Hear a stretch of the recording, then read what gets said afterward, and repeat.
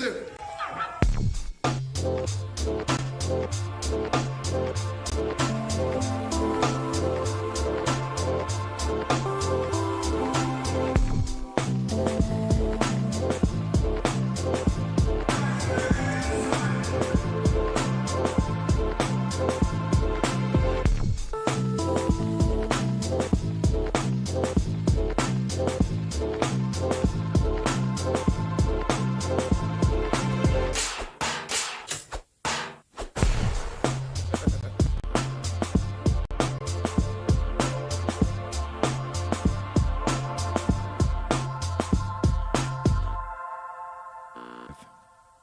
Live up in this mother lover, some you might not never know nothing about. That's right, ladies and gentlemen. My name is Mice Diggy, and you are here with us on this hump day, midweek, Wednesday, Mercury's Day. And I'm here with my co-host, Dan DNA. What you saying, bruv? You good? Yeah, good. Enjoying the heat? No. you know I'm like, Yo, yeah. I'm out in it all day working. So yeah. I hear that. It's not that enjoyable. You know what I've heard is good? Shout out to the Irish Moss Boss. He shouted this out. Chaga. You know the chaga mushroom? Yeah. Yeah, there's like a sunscreen you can get. Yeah. And it's meant to be really good. Like he showed me a before and after where he's like lobster boy. His red ass Irish arm. Mad, yeah. Mad lobster boy, like from the arm cut off, you know, like the sleeves. Yeah, it was all red. And then he said 3 days later, and he showed the next picture and it was like, right, he's got a nice tan. Ah. Yeah, so I'll link you up, man. We'll try and find the link for it. I think I posted it somewhere, so I got it. But yeah, that's something you should look out for. If you have, you know, if you're somewhat sensitive to the sun, you know, then in some way, then try this chaga sunscreen, chaga mushroom. There's a sunscreen made from it. I think it's got like shea butter and other ingredients as well, but it's all natural, all made from the earth. Do you know what I mean? So you ain't got to worry about toxifying yourself with any cancerous this, that, and the third. And also, it obviously, helps a lot of people. So yeah, try that out. But yeah, other than that, man, it's been a mad week as usual. But we're here to celebrate, by the way. You know, not sure if people know or not, but this is actually the 50th episode of something you might not never know nothing about. I was going to swear them, but we gotta be careful because what's called watershed, isn't it? This is the family friendly hour. Friendly hour, yeah. So we gotta, you know what I mean, be careful. Shout out to the team in the building, all my common senses. You know we love you bitches and bitchettes, you know what I mean? We don't discriminate when we say that, you know, we say that in an endearing term just in case. I wouldn't try to get sued. Big up Clean in the building. He says, salute kings and queens. Salute, brother. Shout out to Turbo Tubberlicious in the building. I believe he's going to be down there this weekend, boy. I'll shout out what was going on this weekend. Salute to you, brother. Shout out to Robbie Love. What's going on? Good to be back, man. Don Smithered. Yes. Isle of Wight, brother, right there. Shout out to DJ Pro Tracks in the building. Yo, we appreciate you lot coming through, man. Common senses. This is something you might not never know nothing about. As always, we try and bring you, you know what I mean, things that can enlighten the mind in some form of way. Like we don't want people to go crazy over this stuff, but at least, like, you know, if you're interested in what should we say, like things that are not necessarily of the normie type, you know what I mean? Like things that are a bit deeper than just surface level box sets and, you know, binge watching shit on Netflix and all that. This is the place to be, man. Yeah, that's a good way of putting it. You can always go out there and do a bit more research yourself, man, because this is the stuff we find interesting. Do you know what I mean? We've always been chitting and chatting for years now about stuff that people will probably be like, oh, what are they talking about? What? But, you know, we find it interesting. And so we're trying to link up with people that are in the same stratosphere when it comes to all of that. Shout out to BLA, man. This guy, yo, he dropped some bombs when he was here last time, man. Big love, bruv. Big love. Good to see you, man. Yeah, so we're celebrating the 50th on this one. You know, it feels good. How do you feel about it, D? We managed to plow through. Yeah. We've missed a couple weeks, but, you know. Yeah, but, you know, there's some of it's been, like, growing, you know, it's growing. It's just, we can only sort of, we're doing it all just off our own backs, really, aren't we? It's just like, this was our little idea of, like, let's just set something up, and it's like, you know, we're trying to sort of build it into something that looks and sounds good, and so, you know, tinkering. You know what I mean? Well, tinkering. Now look, like we've got new graphics for the 50th anniversary, 50th I see what episode. You did there. Smoothed it out. What, Stina? Yo. Yeah. So Okay. we've got something a bit different. And today as well, we've got a bit of a different show with like a pre-recorded guest, which we're gonna try and do some more of, I think, in the future. Yeah, definitely, man. So that frees us up for, in terms of like not just getting people on a Wednesday between certain times, is that like we can now, branch out a bit more. Yeah, and we're probably going to make that move, I think, after this onto the other channel, because things will probably get a bit more. We're expecting some flack. Yeah. Things could get a bit more, you know what I mean? A bit more iffy, a bit more like, hey, you're not supposed to talk about that. Off-road. Yeah, and obviously, like, I'm still... change the tyres. I said you got to change the tyres. It's true. I just got my tyres checked today, funny enough, because I've got to do some mileage. But yeah, it's true. We have to be careful, because obviously I'm on my channel, innit? And I don't know if I can get away with as much as I want to on here without them starting to do mad striking and all that. I don't need that, do you know what I mean? But I still need, like this, I find quite therapeutic, being able to talk publicly about all these sort of things. Where we usually, put it in a tune, man, write in a song, and then you might bump into people, that tune where you blah, blah, you know. But other than that, you don't really get to conversate with people about these sort of topics that we dive into, do you know what I mean? Yeah. And for me, that shit's stimulating, more so than binge watching Better Call Saul, or, do you know what I mean? Yeah. What's that stupid, The Good Wife. Islands? The Good Wife. Love Island. Oh, no, you're not watching The Good Wife. I am, yeah. Are you watching The Good Wife?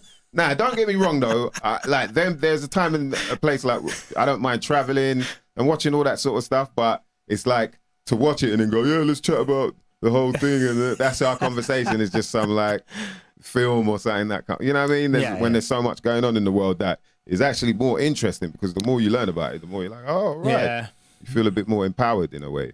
And Robbie Love saying we had Farmer, Bad Bones, Big Cakes, and we want this show to be like the UK hip hop exploration of other topics. Yeah, that is that's the roots of it. Still, we still want to get as many of the rappers in, and producers and DJs and whatever else, and just keep it in the culture. But it's just that we need to sort of. It's always been about this anyway. The things that we're trying to explore is nothing outside of what hip hop culture was in the first place, which is like finding your own path outside of the established path, hooking up your electricity to the street lights instead, to run your decks and to run your sound system in the house party. That's a beautiful way of putting it, bruv. Yeah. That's exactly it. It's like, we always found our way outside of the system, do you know what I mean? And spoke about it, and you know what I mean? But it feels like, I don't know, somewhere along the line that obviously changed, and probably where a lot of us weren't into the mainstream music as much as we used to be. Yeah. You know what I mean? And that's where it's like real hip hop, and people go, what is real hip hop? And you can kind of go, that's what it is. Real hip hop was when you were paying homage to the people who taught you about hip hop and how to be hip hop. It was also like making sure you stay within certain boundaries and you don't break certain rules. Obviously not biting people's lyrics, or coming out with lyrics that don't make sense, that just sound, it's a vibe, whatever. Yeah, all that sort of stuff. And not to knock people that do that, I just think that it's quite easy to do that. It's not as creative as how people were putting words together, in the sort of golden era time. We call it the golden era because it's the time when it's like, this is something special. Do you know what I mean? Because you had a bunch of MCs out there, a bunch of producers, bunch of DJs, bunch of dancers, bunch of graffiti artists that were like laying the standard, laying down the law, respectively at their different times. And for me, that's what, when people say real hip hop, as much as they can't even answer when someone goes, what do you mean is real hip hop? I think that's what it is. When you say, what, are you a hip hop head? Yeah. Who are you inspired by? And they can reel off this, that, and the third. But there are a lot of people where it started happening where they'd have to call them hip hop, even though their music was more grime, or it was more, dubstep, or whatever. But that's how it could sell to the sort of the stateside listeners. Do you know what I mean? And then everyone just allowed it. And then you ended up having like R&B songs that were hip hop. Like, what the hell? Yeah. Or hip hop songs that were in the R&B charts. It's like, what the hell is going on there? But you know what I mean? It used to. Well, I mean, it still does. But you know, the people would listen to rap that touched on like every aspect of life. And now it's sort of. It's not just with rap music, but it's become focused on like the commercial stuff, what sells, and my dance. Whereas like the other stuff should be equal measures of all parts of life, social commentary. Balance it. You know, the conspiracy stuff has always been there, isn't it? Yeah, man, come on, man. Like, the wordplay, you know, even the stuff that we've looked at with like etymology and all this, you know, it's always been in there. Yeah. So, for sure. It's the exploration of words. Illuminati know my mind, boy. Was it Illuminati know my mind, boy? My mind, soul, and my body, or something like that.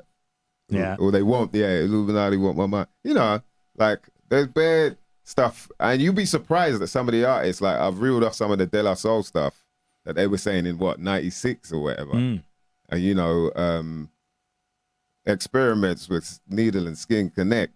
No wonder where we live is called the projects, you know, things like that, where it's like, yo. So I'm sure people who were of the essence back then did hear that stuff, but maybe think they went with the times that changed and didn't, you know, there's some of us that still cling on to that, like, yo, this is the essence of what made me who I am in this music world or whatever. And I'll never forget that. That's a real artist to me.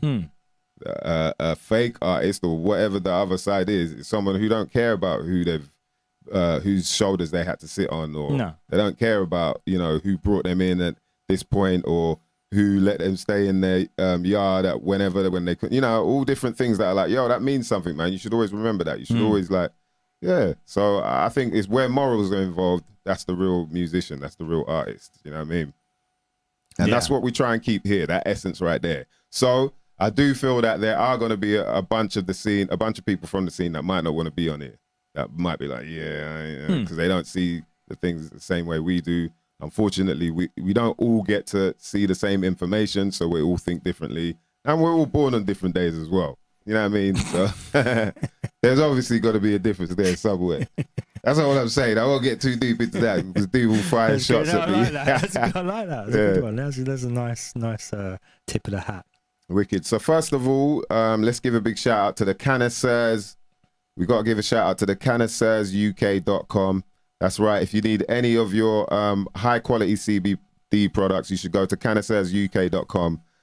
Purchase from there because, you know, to be honest, it's like I've been getting feedback from people that have been getting stuff from there, and everyone's just like, yeah, that stuff works, man. Like, whether it's they need calming down, whether they got aches and pains, you know, there's so many different ways that it can help you.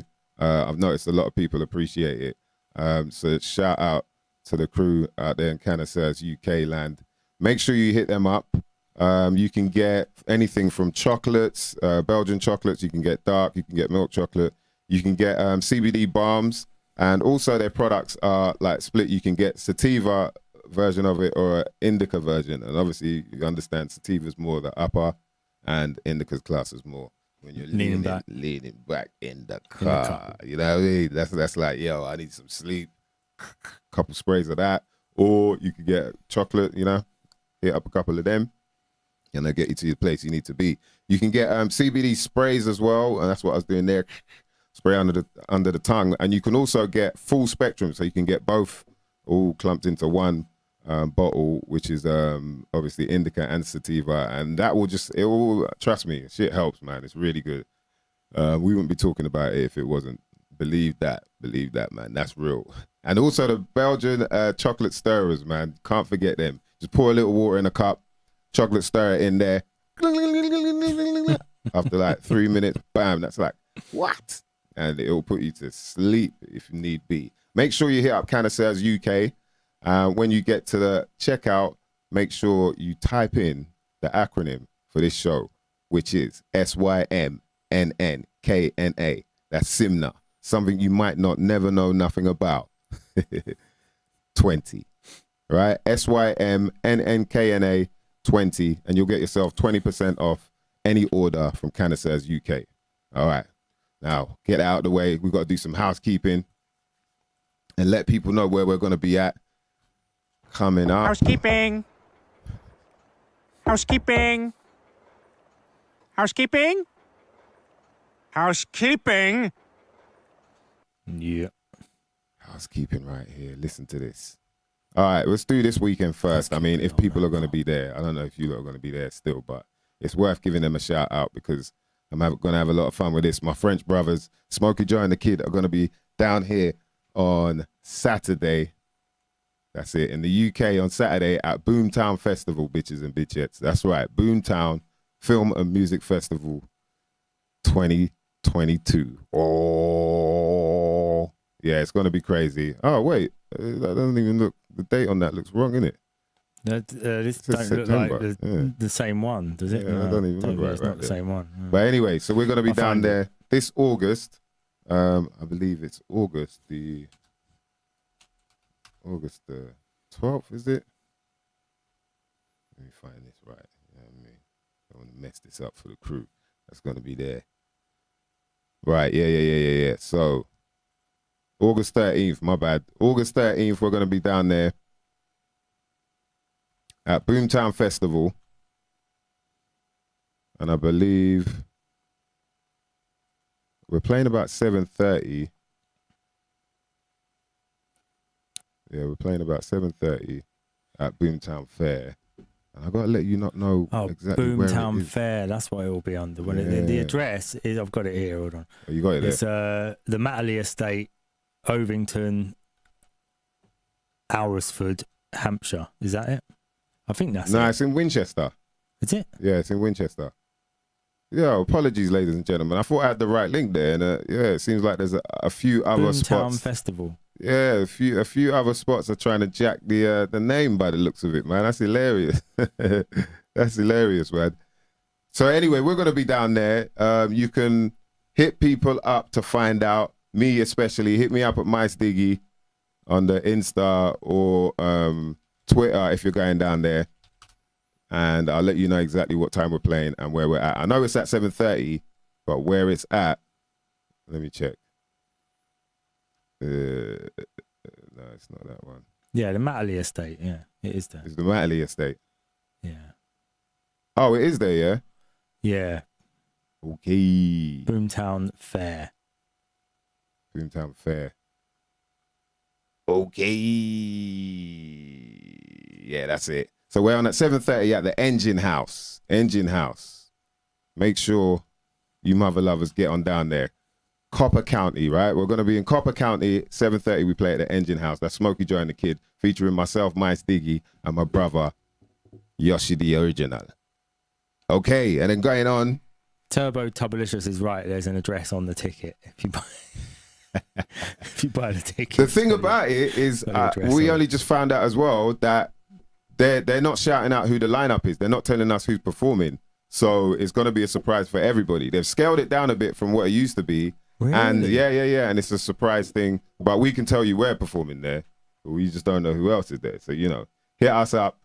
As I said before, Engine House, Copper County, 7:30 at the Engine House. Mother lovers. And moving on to August the 31st. This is a big one, man. You lot try to come down to the Jazz Cafe on Wednesday, August the 31st. It's going to be a pass the torch for Ty. Rest in peace to the brother Ty. Rest in eternal peace. And even in celebrating one of UK's greatest, indeed. Uncle Ty, man, we miss you. There's going to be a whole bunch of us performing. Trust me on that.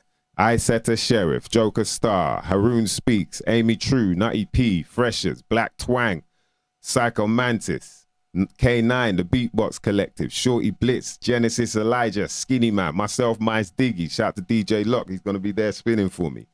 Wednesday, 31st of August at the Jazz Cafe.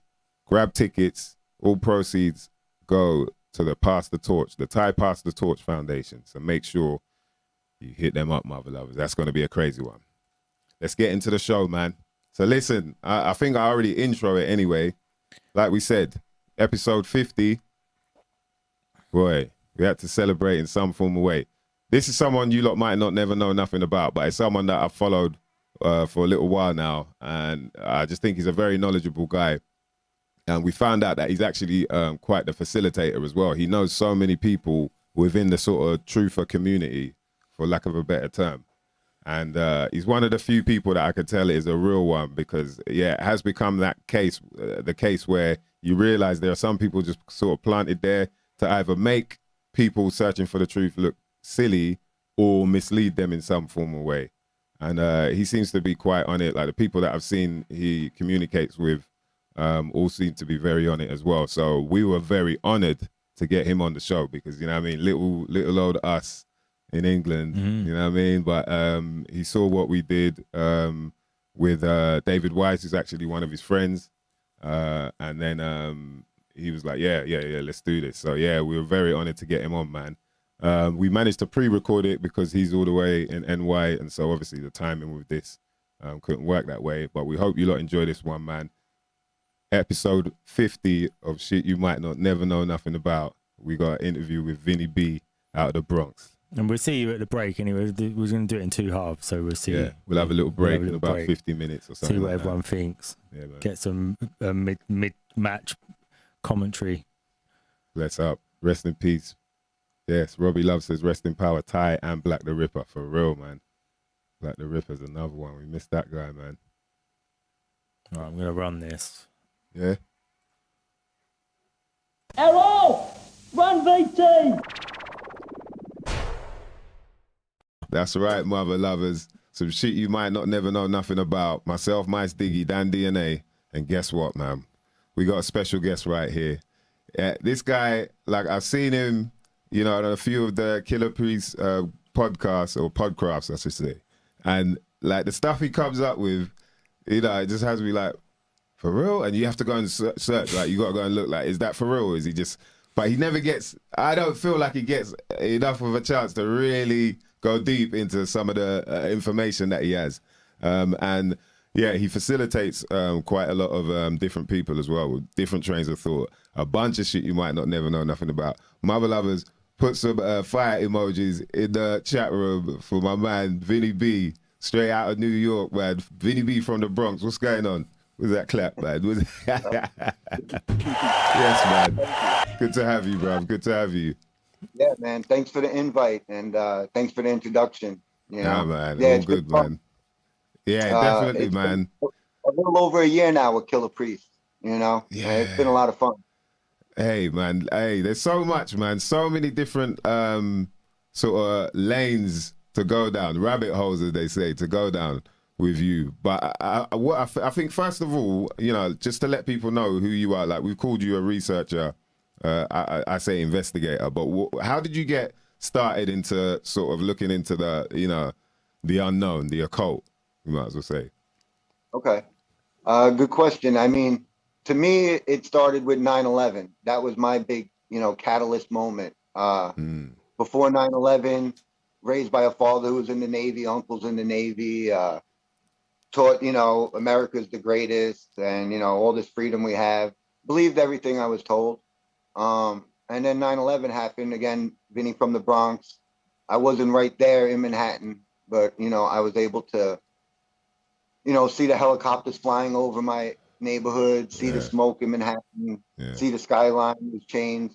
So it was traumatic. I was, you know, about 21 years old. So still learning, growing into a man. And that was my big moment of, you know, okay, I got to figure out what's going on in the world. You know, they were making it like, you know, bridges are going to blow up. The water's going to be poisoned by terrorists. Everything was about fear of terrorists.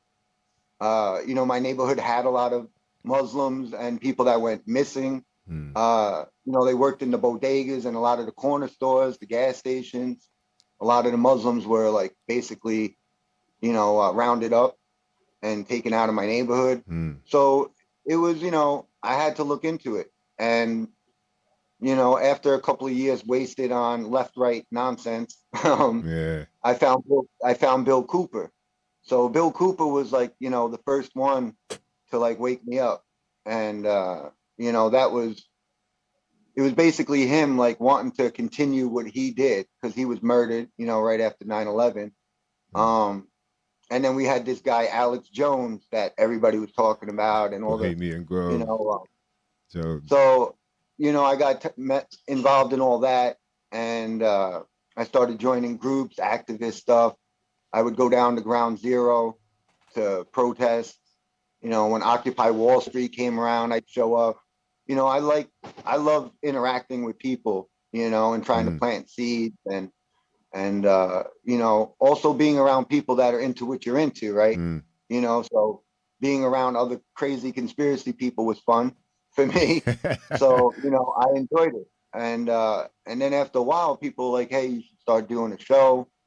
So someone in the group I was with, We Are Change Connecticut, that started up, We Are Change started up after 9/11. So online, yeah, basically. And so different chapters were all over. And at the time I was in Connecticut, with We Are Change Connecticut, and I started working with this guy, Howard Nema. And right away, my thing was, I want to get us guests, you know, if we could get some cool guests to come on. And I started reaching out, and I actually started getting people, you know, and one of them was Fritz Sprigmeyer, which was like, you know, the author of Illuminati Bloodlines. And he had just got out of jail. And so that was like my big first one, like my first big guest. And I think that was getting, you know, that brought a lot of traffic to us. It got us kind of big. And then new guests wanted to come on, you know, and all of a sudden I got involved in this big fight that was going on that I didn't even know about between Dr. Horowitz and this guy named Anthony Hilda. And I basically set up the show for them to ambush each other. And the truth came out that Hilda was a liar and Dr. Horowitz was telling the truth. So that's what got me in a lot of trouble. YouTube removed the video right away. Wow. We had weird incidents going on. My partner's like computers and everything started getting fried. Like it got kind of crazy, and then my personal life got kind of crazy, so I kind of fell out of doing stuff, like I said, for a while. Wow. And then COVID was the big thing that brought me back. And then since COVID, I've been working with Johnny Cerrucci. If people want to check out him, to me, he's the best on the Jesuits. He's also a flat earther. So, you know, why we get along so good. And, you know, and like I said, me and him were doing a lot to try to expose COVID. And that's why we did shows with Dawn and David, who I think are amazing. Amanda Volma from Canada, Dr. Kaufman, Dr. Kaufman, and, you know, and my partner Johnny, too, also doing a lot to expose it. So that was our main focus. But obviously, you know, we can't do that on YouTube and certain platforms. Yeah, it's a lot harder to get away with talking the talk now, isn't it? When I went on to with Killer Priest, and like we were talking a little bit before the show, you know, I went on there to talk about, hey, the biggest thing right now is COVID and the Jesuits. See, the thing that I wanted to tie in, and maybe this would be great for your show and for your audience, for stuff they might not never know nothing about, is I like that. The medical industry is based on a theory called germ theory. And germ theory was invented in the late 1800s by a Jesuit priest named Louis Pasteur. So, you know, Louis Pasteur, yeah. What we did is a lot of us have looked into before that. It was terrain theory, like you mentioned earlier. And so, you know, to a lot of people, stuff you might not know, science and this and that is actually connected to the church, the Vatican. And most of the sciences that we know of, including germ theory, is created by a Jesuit priest. So, you know, like I'm mentioning, I'm also like to do a lot of research into the Jesuits. To me, the Jesuits are the real Illuminati. There's things where George Washington and other people in history, Abraham Lincoln, have talked about the Illuminati. It's not crazy talk. It's, you know, admitted. And what they're talking about is the Jesuits. The Jesuits even call themselves the Illuminati. most people have heard from Alex Jones and others about the Bavarian Illuminati, 1776, Adam Weishaupt. But Adam Weishaupt was trained in a Jesuit college by a Jesuit priest, and that's where he was given this stuff. So the people, the real hidden hand, right? Like you see Napoleon, everybody with the hidden hand. The real hidden hand is the Jesuits, and that's the real Illuminati. And that's what I went on to tell Killer Priest about. I think he was more into the flat earth talk. So he started making me go into flat earth, which, I'm always willing to do. But to me, that was my main thing, was wanting to expose a little bit on the Jesuits. Hopefully most people know about this, I don't want to say things and get your show in trouble, but this event that's going on the past couple years. Yeah. So, that was the main things, but I get into everything. So once Killer liked the show I did, then he was like, all right, what do you got for me? And I was like, all right, let me get you Dave. Let me get you Dawn and David, Dave White. Bro Sanchez is another big flat earther here in America. Have you checked out Bro Sanchez then? No. Yeah, he's hilarious, man. He's got a wicked accent as well. But yeah, he goes in. Yeah. He goes in. Yeah, he's got an interesting accent. It sounds like, Young Buck from G Unit, or he used to be in G Unit. He sounds like Young Buck. But talking all of this like flat earth and not Anunnaki, but he goes in it on the whole toroidal field stuff. And he's from the South. He's from Georgia in the South. That's why he's got that type of accent. Yeah. It sounds cool, man. It sounds really cool. Yeah. So, Bro Sanchez, another great one. I think this is a great topic for, I don't know if you probably do and your audience, but if not, another big debate that's been going on that I've tried to get Killer Priest and a lot into is that all Black people didn't come from Africa. This was again created by the Jesuits in the late 1800s with their evolution and other nonsense. This is all Jesuit stuff. We believe that Black people were already in America and that the Native Americans were mostly Black tribes and Black people. I also believe that most of them were Hebrew. I got evidence that even when Columbus showed up, the translator was a Hebrew translator. So why are you bringing a Hebrew translator if you're going to India? You're bringing a Hebrew translator? The Cherokee Indians in America, up until not that long ago, they were taught in Hebrew. I got pictures from the early 1900s of Hebrew schools, and it's young Black children speaking Hebrew. So, Black people were already in America was one of the big debates we got into in some of the heated shows early on. Yeah, I saw that one, man. That went viral, man. The amount of heat that was involved there. I felt bad for Curry Mayo because obviously for him. So you saw that one. Yeah, I felt bad for him because do you know what's funny about his situation is that YouTube always starts showing you videos that, hey, you might like this one, click this. And his kept popping up, especially on a Fire Stick. It kept popping up where he colorizes all these old pictures of Native Americans and whatnot. And then in the end, I saw that episode and I was like, oh, that's the same guy then. That's the same guy. But I felt bad because he was trying to obviously let people know what information he's got, but he didn't have it presented the way people usually do it on that show in terms of having a presentation and whatnot. And so they weren't even accepting it anyway because they're like, who are you to tell me where I'm from, kind of thing. But if they really got to hear, they might understand, oh, right, I see what you're saying, because it is confusing, but I'm growing up my Ghanaian, like my parents are African. So when you see, there's certain people you see and you're wondering like, oh, so whereabouts in Africa would they have been from? And you can't see it. Do you know what I mean? Growing up, because your family, people you've seen around you, you can see that look. But then with Americans, it wasn't as such.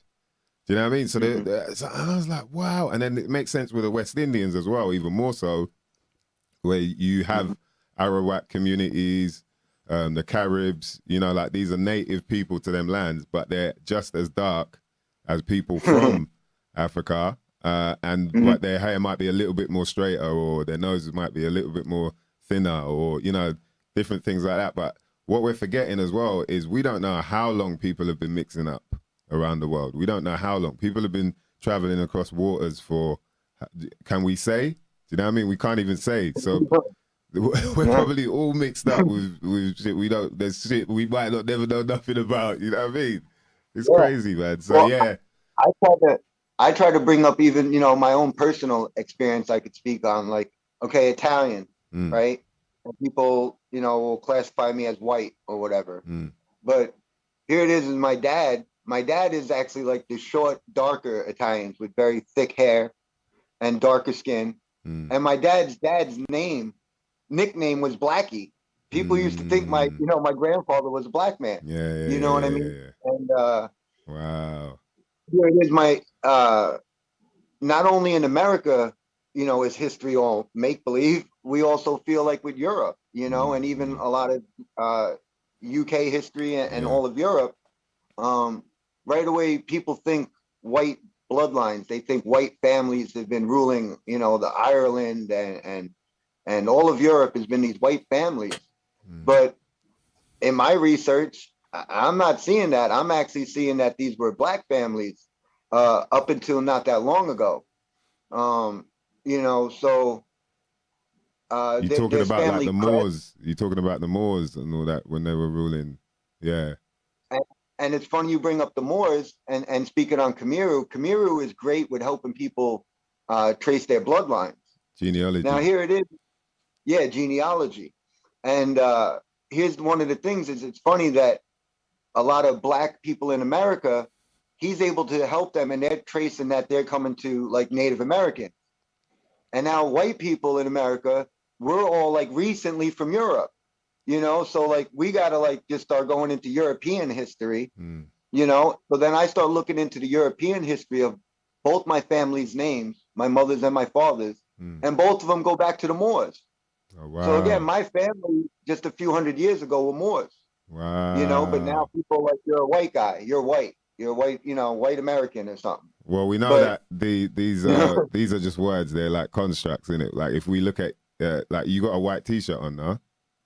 Yeah. Yeah. I mean, so it's quite a contrast in color of just, your skin to the T. So it's like they've got us called, and the same thing. I got a black T-shirt on, and I'm meant to be black, but so we know we're not really. These are just titles that we're given, and obviously they were political titles, innit? I'm sure they still are now, and they meant something. You know what I mean? So it's kind of it's strange that we can carry on and then teach our children to say the same thing, knowing that these words don't actually make sense, in the way that we're using them, which is sad. But yeah, that's pretty deep, man. A lot of us think that it started again in the late 1800s, and it was more of a legal term. Being black or white was a legal term. Yeah, I believe is what I think, what I'm leaning towards being the truth about it. And again, like you said, there's been so much intermixing for so long. To think that anyone's like some pure bloodline from the days of Jesus or whatever. I mean, there's been a lot of intermixing, and to me, God obviously loves variety because everything, even animals, are different colors, different, things. I mean, it would be boring if we all looked the same and every tree was the same and every person was the same. I mean, variety is beauty, and, it's just one of those tools that the Jesuits, I feel like the Jesuits since the late 1800s have created this whole racial fight that they're trying to have. Yeah. And I don't think that it was really like that. Even for European history, I see paintings from the 1500s and they're showing me, Knights Templars that are black men. And they look like the powerful men, with wealth and power. And you're seeing white people like looking with less maybe as fancy clothes and being kind of like the servants, and it's like, who knows like what's really gone on. It doesn't seem like race was ever an issue in the past. Like, you know what I mean? It didn't look like the blacks were in a corner and the whites were in a corner. It was everybody getting along, everybody's probably always gotten along. I think and especially like you're saying back then, race wasn't a thing. Like race was probably a thing because race actually meant back then like your lineage, your family. It didn't have anything to do with the color of your skin. But then, yeah, that obviously, in that sense, like people want to keep the power within the family name, the family crest. That, you know, you see that that whole thing with the what do you call it, where they've got their crests. There's a name for it. Yeah, the family crest. Yeah, yeah. There's another But name. you've seen there's been some recent popes. I forget the exact pope's name a couple years ago, but his family crest was they were black people. Yeah. But you're looking at a white guy. So again, just like I'm saying, my family might have looked more like you know, 100 years ago. Yeah, it's crazy. Something recently happened in the 1800s or 1776, right? This day where supposedly we broke away from England, or we, you know, some farmers that left England turned around and then fought the great navy of England and defeated England. I mean, I just don't buy that story. Yeah, something's going down that they ain't telling us, innit? For sure.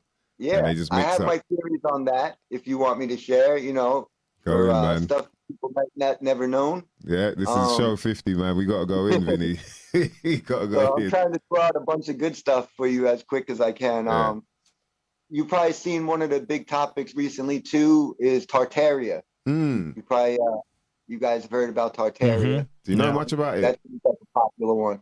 Yeah. Now, to me, I think one of the great things that people should look into is the Fomenko guy, the Russians. The research is Anatoly Fomenko, and it's a bunch of other guys too who wrote. I think they're up to 26 books right now. I read the 21 of them, and they talk about history, fact or fiction. They talk about how 1,000 years were added in. Yeah. They also have a lot of great stuff on Russian history and Tartaria. And this is something I've been trying to get out to a lot of people in the Tartarian movement lately, is I found a correlation that 1776 might not have been, you know, the American Revolution, but this might have been when England and Europe was showing up here to take over land from the Tartarian Empire that ended. I think 1776 was when the Tartarians were destroyed and were being erased from history.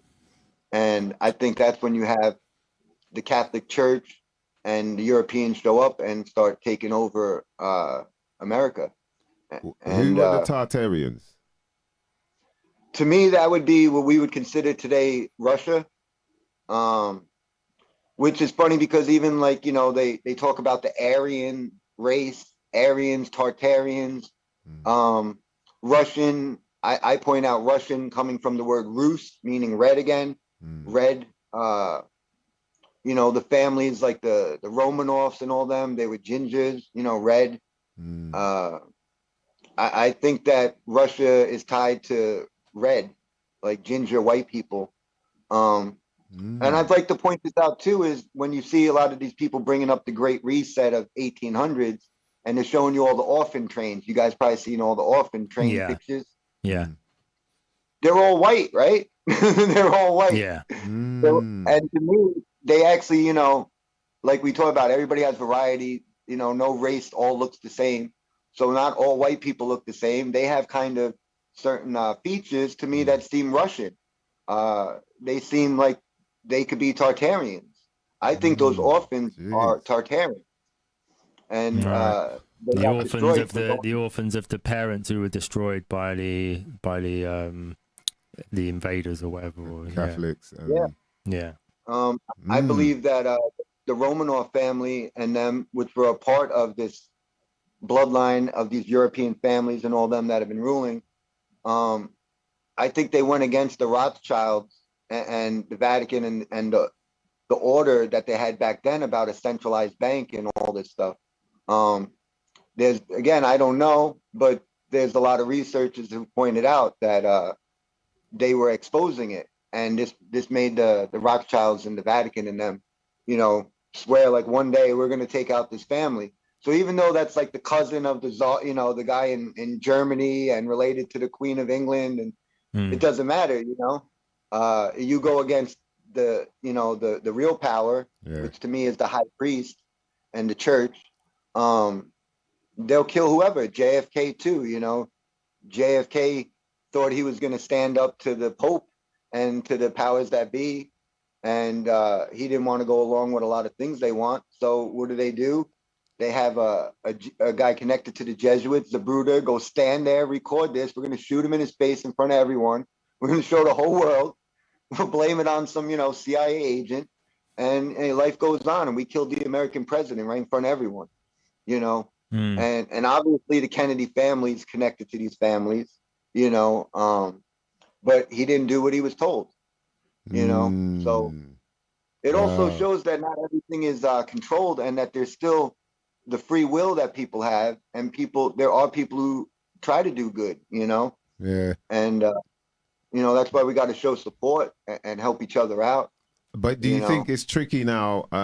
Like, obviously there are a lot of what people call psyops now. So there are people put out there, like you obviously knowing, like like you talked about the terrain theory thing.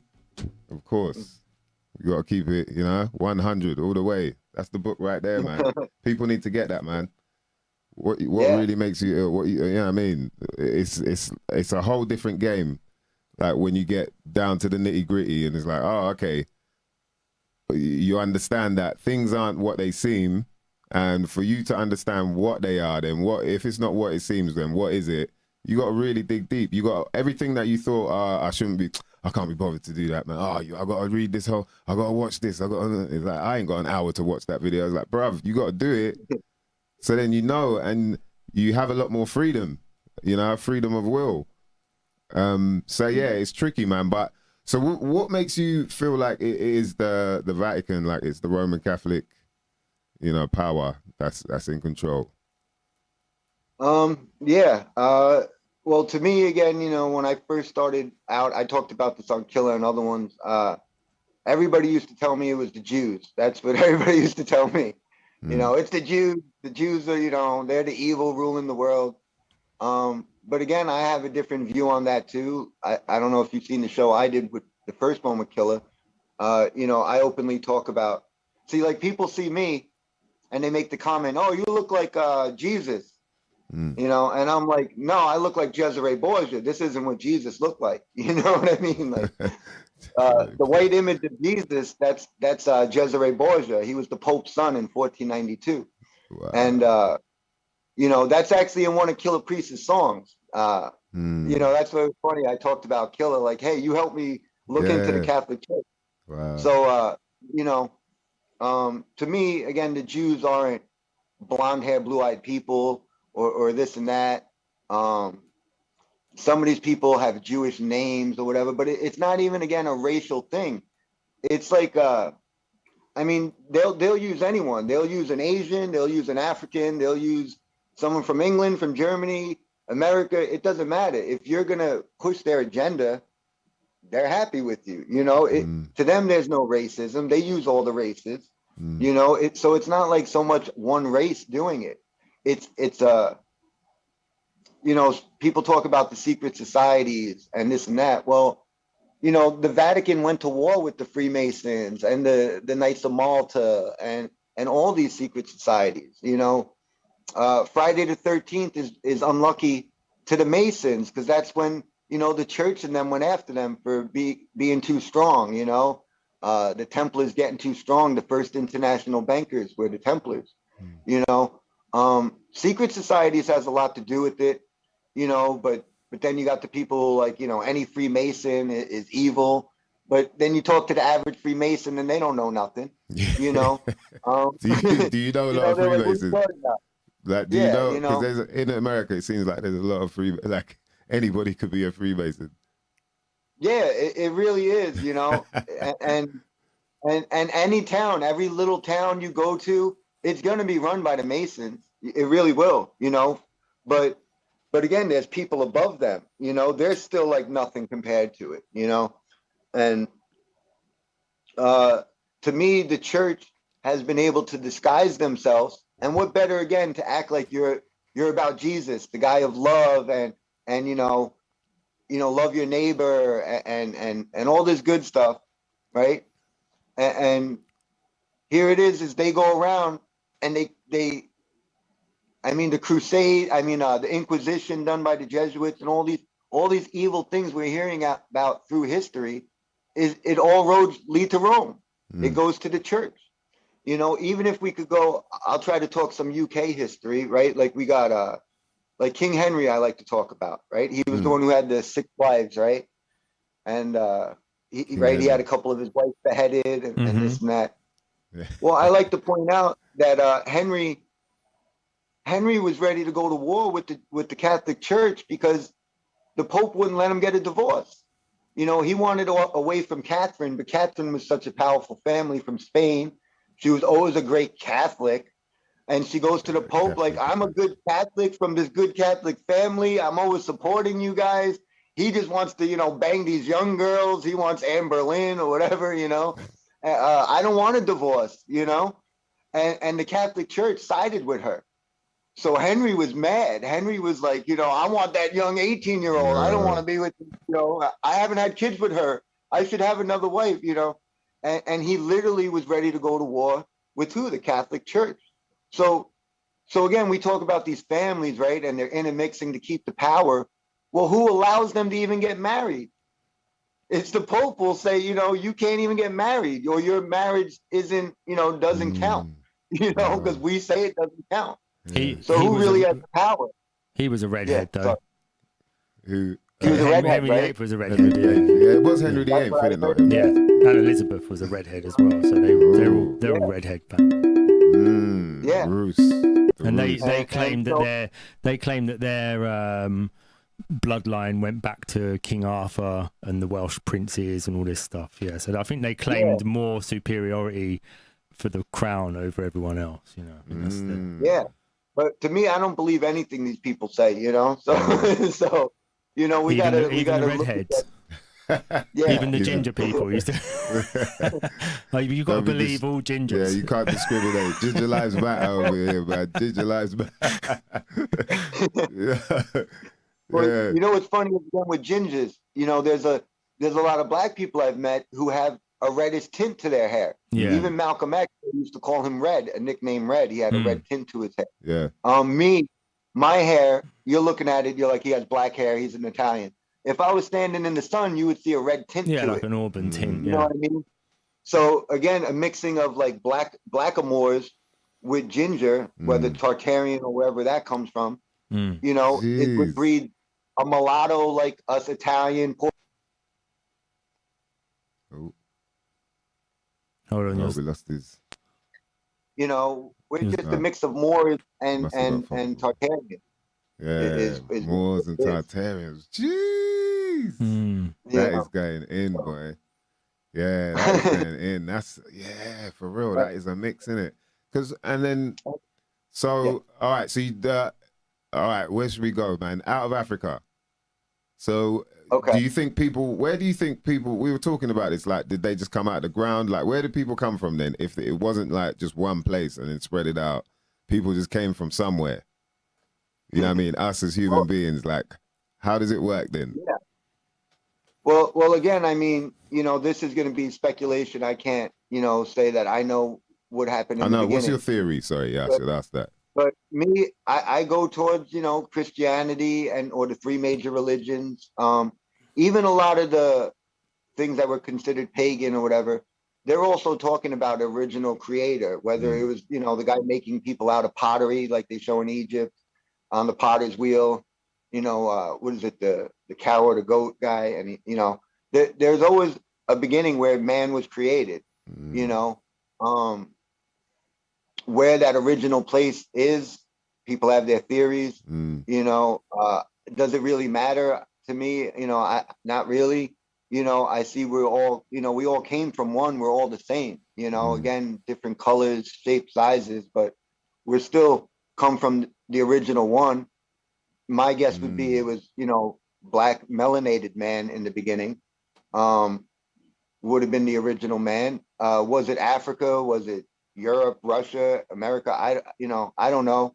They like to push that it's out of Africa, but to me, that's again the Jesuits and they're trying to push evolution and the Darwin theory that, you know, even that they're trying to say it came out of Africa. So you don't think it would be like man coming up the same way in different parts of the land?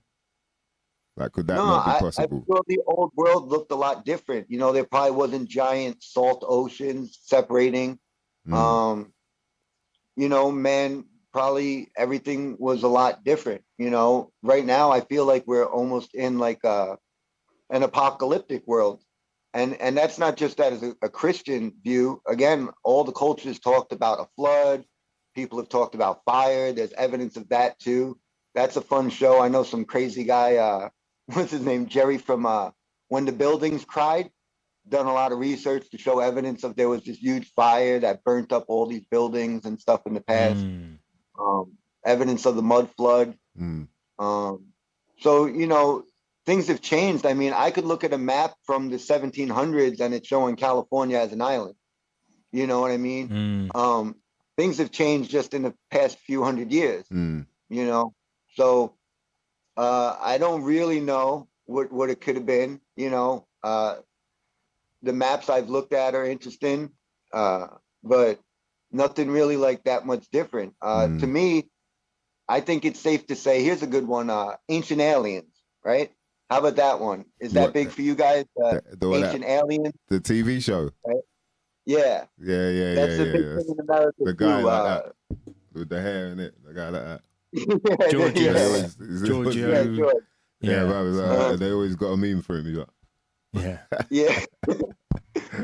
So to me, the big the thing with this is I think it's clear that in the past there was an advanced race of people that were here that literally had a one world where everybody spoke one language, and everybody, it was completely over the whole world. They were building giant pyramids and giant structures throughout the whole world.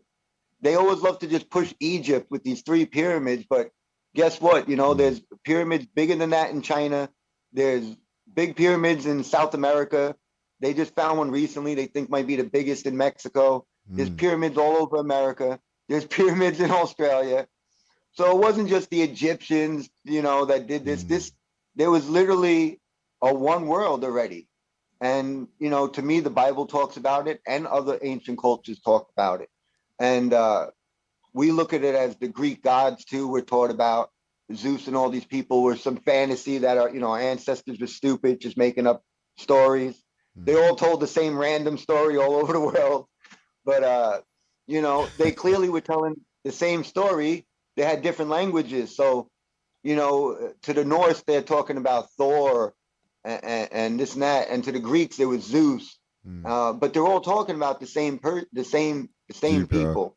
And again, you know, sorry for white people, but Zeus and all of them were originally black also. And that changed in the 1800s. There's plenty of evidence that even the Greek gods were black up until the 1800s.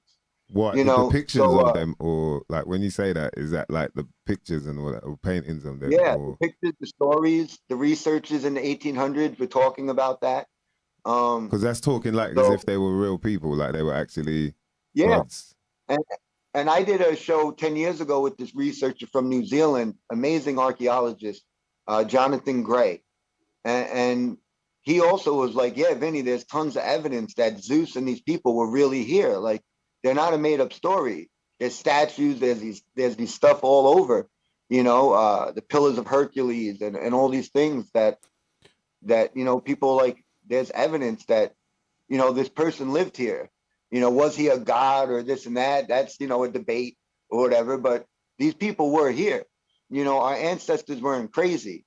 They, again, want us to think that our ancestors were like cavemen and stupid and we've just evolved recently and now we're the smartest thing ever, you know? And so what do is all these megalithic things all over the world that they can't hide, even though the Catholic Church for 200 years goes around blowing up everything, amazing fires all over throughout history, but they can't get rid of everything, right? So what do? Aliens came here a long time ago and the aliens built it all. That's gotta be it, you know? Because caveman, our primitive ancestors who, you know, they thought they'd fall off the edge. They didn't know how to do anything. You know, they were making up stories about Zeus and all these gods. So, you know, they're stupid, you know? So, so we can't believe anything, you know, that they've said. All but, right. you know, So you say that you can't believe anything that they said, but you've gone to the scripture a couple times now and said, like, it even says it in the Bible. So how do you know that the Bible is even legit then? good question. That's a great question. I'm glad I'll get to answer that. That I get asked a lot. I remember the first Killer Priest show. People like, you said you believe in Jesus. I said, yes. And then you say you're not religious. I said, yes. They're like, I don't get it. You know, and I'm like, all right, let me try to explain, you know. Well, the first thing that got me is, let's talk about King James. You know, this was the first thing that got me. Again, as you guys could tell, I'm talking and preaching that the Jesuits are the evil. They're the hidden hand. They're the evil running things behind the scenes. So to me, I never wanted to get into the Bible either, because I always looked at the Catholic Church and I said, this is just pure evil. I don't want nothing to do with these people. You know, anything they say, I don't want nothing to do with it. Were you But brought then up I started Roman Catholic? Yeah, I'm Italian, so forced to be Roman Catholic. You know, I knew it, bro. forced to make confirmation and all that. You know, and I hated it. You know, I hated going to church. Of course, you know, you could see homosexual priests and things that went on. I didn't feel great in church. I didn't feel like I was being taught anything. You know, to me, the Catholic Church is evil. And I'll get to that in a second. So to me, I never wanted to look into it. But then I had this guy who brought it up to me about Guy Fawkes Day, which I know is big to you guys in the UK, but a lot of Americans don't know. And it was really the V for Vendetta movie that came out. Remember when V for Vendetta came out? Remember the 5th of November? Well, that was the first time I think a lot of Americans or anyone got to hear about Guy Fawkes. Now, here's a funny story real quick. Is me, the 5th of November, that's Bill Cooper Day. That's the day they killed Bill Cooper. So I was always like thinking like, this is Bill Cooper Day, you know? and then all of a sudden I found out who Guy Fawkes was.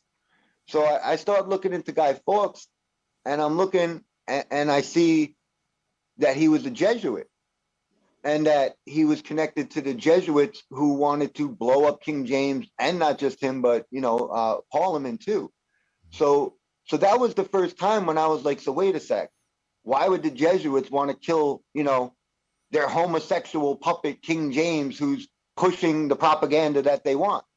And that was the first time it like messed me up. I was like, wait, I don't get this, you know, like I got to try to make sense of this. Why wouldn't they be promoting this guy? Why wouldn't the Jesuits want us all to be reading this fake propaganda book that they invented, you know? And you know, it got me thinking, and that's when I started looking in and started thinking like, this one guy, you know, I found this book, an older book, and King James, you know, definitely looked like a black man to me. Maybe not the darkest man, but he definitely looked like a Moor. You know, I started looking at like he was always married to his wife. You know, they were pushing that he was a homosexual. And then I looked into that, and it was like he wasn't homosexual. It was literally his bodyguards sometimes would have to sleep in his bed because he was kidnapped so many times, and the Jesuits kept trying to kill this guy. So I started looking into it. I'm like, so wait, King James is the enemy of my enemy, right? So maybe this guy ain't that bad. And you know, I started looking into it, and I said, wait, you know, why don't they want us to have this book? You know, if it is all lies. And that was, you know, my first time was really starting to look into King James. And I started looking, I'm like, you know, he was married to one woman. He had a bunch of kids. I looked at people that hated King James, and they would all talk about he was this, you know, very family man, and, you know, was about ending war for England. And to me, it seemed like he was a Protestant. And that's when I started finding out about the whole beef between the Protestants and the Catholic Church, which I'm sure you guys know a lot more history than Americans do. So, you know, it was this whole big awakening for me. And that's when I found out that, you know, to me, it seems like the Catholic Church hijacked Christianity, and they like to parade around acting like they're doing this in the name of Jesus, when in reality, they're doing it for Lucifer. And they want a one world government, which has already happened in the past. To me, they look at it as Babylon. That's why they're obsessed with Babylon, you know, and Nimrod and all this stuff, because that was already in the past when they had the one world. They were building stairways to heaven, probably pyramids and giant buildings. You know, people get into now were these all like electrical grids, like the buildings and cities look like electrical grids. Yeah, I seen that cathedrals, was it cathode or whatever? Yeah. In the back, Cathode, yeah. Cathode, yeah. And you know, some of the greatest buildings all over America and all over the world are Catholic buildings, these Catholic church buildings, you know, which to me, I look into, and it's like the Jesuits show up in the 1800s and they just started taking over all the beautiful structures that were still standing. They would come in, throw a cross on it, you know, put a bell here and this and that. And they're like, yeah, this is the Catholic Church. They take this big building. They're like, this is the post office. You know, this is City Hall. Across the bell, you know. It's the Catholic Church. Yo, it's that simple, boy. It's that simple. Yeah, just throw a cross on the bell. Hey, look. Oh shit, that's the Catholic Church, man. Right, how long's that been there? Since the 1400s, man. This is like old relic here. Look, this is where St. Catherine got her first. She popped her cherry and this, that. That's man. When you put it like that, I get it in a sense, but it still could be. Is it not possible that could still be? Well, here, I'll give you more then for the Catholic Church, because like Razul and Killer's people used to always come at me too. Well, think about who has the power. Don't say come at me too. I'm not coming at you. No. I mean, in a good way. In a good way. I'm having fun. Trust me. I'm having fun with you. Glad to hear that, man. And what was I going to say now? You're saying you had another one for the Catholic thing, because you said they. Oh yeah. So people talk about like who has the power to control stuff, right? Well, I pointed out on Killer Priest in many shows. Well, like the Supreme Court in America, the Supreme Court isn't filled with Jewish people. The Supreme Court is filled with a majority of Roman Catholics. We talk about pedophilia in America. The Catholic Church is the only organization I know in the world that literally has molested like thousands and millions of people, and no one goes to jail.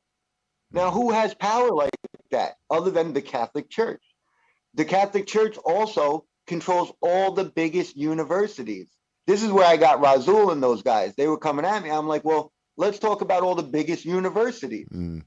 They're all Jesuit universities. We could go through the ones like in New York, it's Fordham University. Fordham is where Donald Trump went to school. That's where Denzel Washington, the famous actor, went to school. Bill Murray and people, they go to Fordham University. In Connecticut, they go to Yale for Skull and Bones and this and that. Whatever state it is, the top college is a Jesuit university, not Jewish, not Muslim, not, Buddhist or anything else. It's a Jesuit university. Harvard, Georgetown, all the biggest places, they're all connected to the Catholic Church. So who controls, all of history, all of science, all of everything? Catholic Church. Wow. It's that simple. When you say it like that as well, who controls it? Who tells you what it is?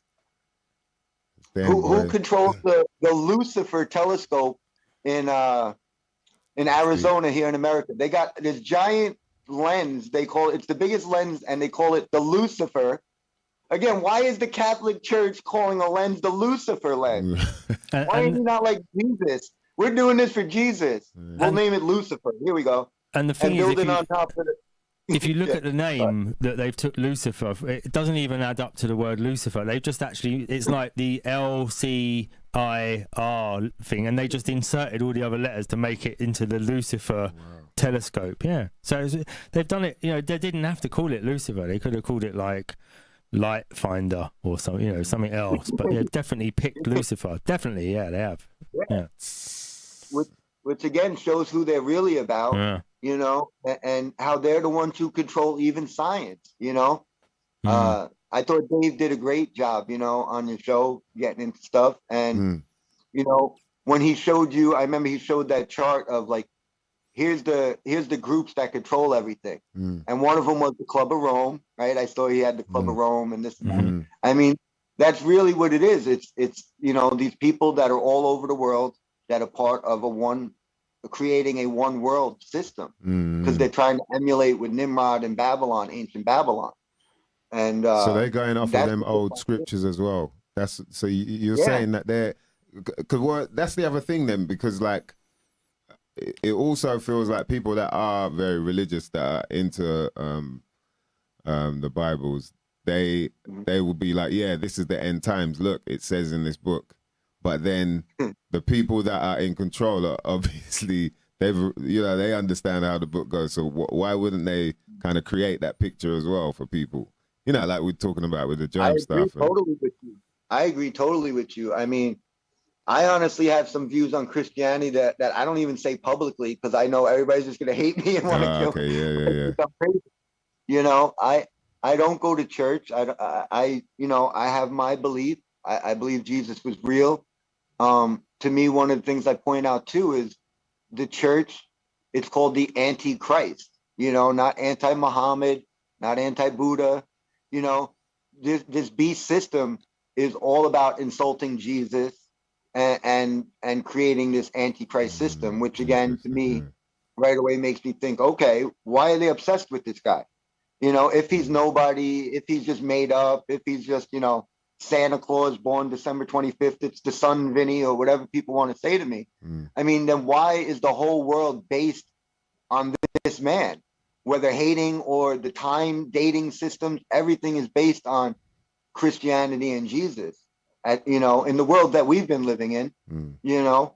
So to me, you know, I don't think that's really a debate to me at this point. Now it's just, you know, is he the one? Is he your truth? Is he the savior? You know? Do you believe that then he's gonna come back and save everybody? Like, are you that? Again, I don't want to give too much away on my crazy beliefs and start a whole new thing with you guys, but you know, there's a part of me that I feel that it actually happened already. Okay. For real? Yeah, Wow, what you know? Yeah, because like to me, also using some of the flamenco guys from Russia, and the dating seems off. To me, it seems like Jesus was just about 1,000 years ago. When you mix in like the Roman dating of the Jewish, the Punic Wars, and you get the Jewish rebellion of 66 AD. What I notice is when you get into like the British history of the Crusaders and like William the Conqueror, right? 1066, right? That's the big date. Well, adding 1,000 years in, that coincides with the Bible and the Christians and the ending of Jerusalem, the third temple, and all this stuff. Did that happen? Is that what the Crusades really were? This is something I've been looking into the past couple of years. Like, was that what happened? Because like, it also doesn't make sense that they would wait 1,000 years later or 2,000 years later or something to do it. You would think that something happened and they would do it right there and then, you know. You know a famous guy, probably Lord Jamar. You probably heard of Lord Jamar. Yeah, of course, man. Brand Nubian. We had a phone call, me, him, and his brother a couple months ago, and I was bringing this stuff up, you know, and you know, he wasn't having it. You know, he was. It's probably hard for him, you know, and a lot of people, but you know. What do you mean? Well, because you know, everybody's been programmed, just like it is hard for people to think they're not on a ball. You know, your whole life you've been programmed, and the whole stuff with slavery and a whole bunch. You know, he thinks Europe, he thinks, you know, white man or something. You know. And I'm like, man, Lord Jamar, I'm telling you, I could show you paintings from 400 years ago, and there's black guys in Crusader outfits, the Red Cross on these black powerful guys. You know, there's, you know, you got to stop thinking that it's like some white European, you know, and just, you know, start thinking about this. And then he brought it up. He was like, yeah, you got a good point. He was like, that's like, you know, right at the time was the Floyd thing in America, right? The George Floyd, the cops killing him. And he was like, yeah, that's like us waiting 1,000 years from now to get mad and revolt, you know? And I'm like, yeah, that doesn't make sense, right? Wouldn't you guys like right then and there like Rodney King back in the day. They didn't wait 1,000 years to say, oh, now we're going to get revenge for what you did, 1,000 years ago. No, it happened right then and there. And that's why I think that the 1,000 years that they added in has thrown off a lot of people. And people aren't able to put this together. But I think the Crusades wasn't 1,000 years later, right? They teach us 1,000 years of darkness. The Dark Ages, Vinny. For 1,000 years, nothing happened. Right? Yeah, they say people were illiterate. They forgot how to read and write, and nothing. Yeah, happened. the Romans were building colosseums and aqueducts and all this beautiful stuff, and they had all this stuff. China building the Great Wall and all this stuff, and then nobody did anything for 1,000 years. And then all of a sudden, 1492, everything, starts back up again. I don't buy any of this. Wow. Yo, Vinny, man, he's getting in, boy. He's getting in. Jeez. I was trying to think of a lot of topics because I love the name of your show. Stuff you might not never know nothing about. My daughter might hear. Yeah, sorry, man. I'm going to make sure as well. Never know nothing about. Yeah. Nah, I appreciate it, bro. We appreciate you giving us the time as well, bro, because serious, there's a lot. There's so many things, like you're saying. Jeez. Yep. Told you, mother lovers, boy. This is show 50 right here, so we got to go in. You know what I mean? That's Vinny B right there. We'll just take a little break. Give a shout out to the people locked in. Shout to the common senses. We know, we love you, mother lovers, man. Shout to Robbie Love. So, like, all right. Oh, hold on. Sorry. Something he said. Don't run VT yet, mate. Jesus Christ. Oh, cool, I can't find the bloody okay, so what you're saying is to round up. Get the volume button first, at least. Jesus Christ. I tell ya. You know what I mean? We're still tinkering. Still tinkering out there. I'm trying to get my rolling rap voice right. Still tinkering out there. Yeah. That's good now. Shout to DJ Pro Tracks. He said this is proper deep. Shout to BLA. They've even changed the name from Yeshua, so I've heard, and used Caesar bourgeois image. I think you might mention something about that. Yeah, the Borgias, is that what the Borgias? Yeah, that's it, the Borgias, yeah. Facts, they hijacked the whole thing, story of Jesus, etc., all that. That's all they really know how to do. Big up to your more. Big up to Mr. Green. Welcome back, bruv. Good to see you, man. Yeah, this is a pre-record that we're showing. Bruv, 50 shows, man. This is number 50 now, you know. Yeah, we ain't seen you in a minute, but we've been going in. We've been going in, having fun with it, you know what I mean? But yeah, good to see you back, man. Definitely, bruv. Good energy. Shout out to your more. Yeah, and big up all the crew locked in, man. We appreciate you lot. We have to remind you that you are locked into something you might never know nothing about.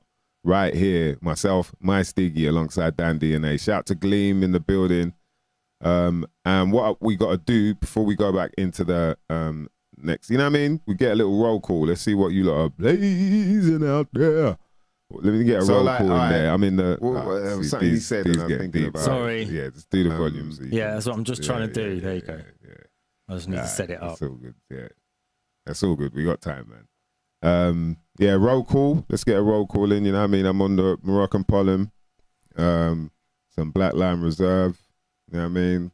Got a couple vapes. I got some Gorilla Glue vape, and then Funk number 1. You know the rule. But I didn't put it out there too much. You know what I mean? The Funk number 1. What is that? Is that a vintage? Yeah, that's like, it's meant to be the original funk strain. All right. Yeah, SK. You know what I mean? Shout out to Oshi in the building. What's going on, Sailor? What did they say, Skipper? Aye, Skipper. Yes, man. He's saying, how's it going? And yeah, big up to you guys. Big up hitting the big 50. Yeah, man, big 50, bruv. It's crazy, boy. We got there, man. Do you know what I mean? Flies. Yeah. Ooh, Tubbs is on the Sherbalato. Jeez, Protrax is talking about Granddaddy Purps. Yeah, I ain't had that in a minute. Granddaddy Purple. Gleam's on the ammo. Ammo, boy, it's dangerous straight. That shit could get you wired, boy. The Ami is just like, yo, man's wired. You know what I mean? The Silver Haze, like, wired. Like, you good. You see, 1 minute you see your brethren, he's like, yeah, you good. Right, you want a bill of Zook? Yeah, what is it? Silver Haze. Yeah, cool, man. All right, then cool. Like, What? Give him like 10 minutes after he plays it. He's sitting like that. Yo, boy, brother, Silver Haze, like, yo. It's like you had a coffee or something, boy. Get you wired. What else? Tropical Smash. Tubbs is on the Tropical Smash as well. Cheblato, 2 types of Moroccan. Diamonds and sauce.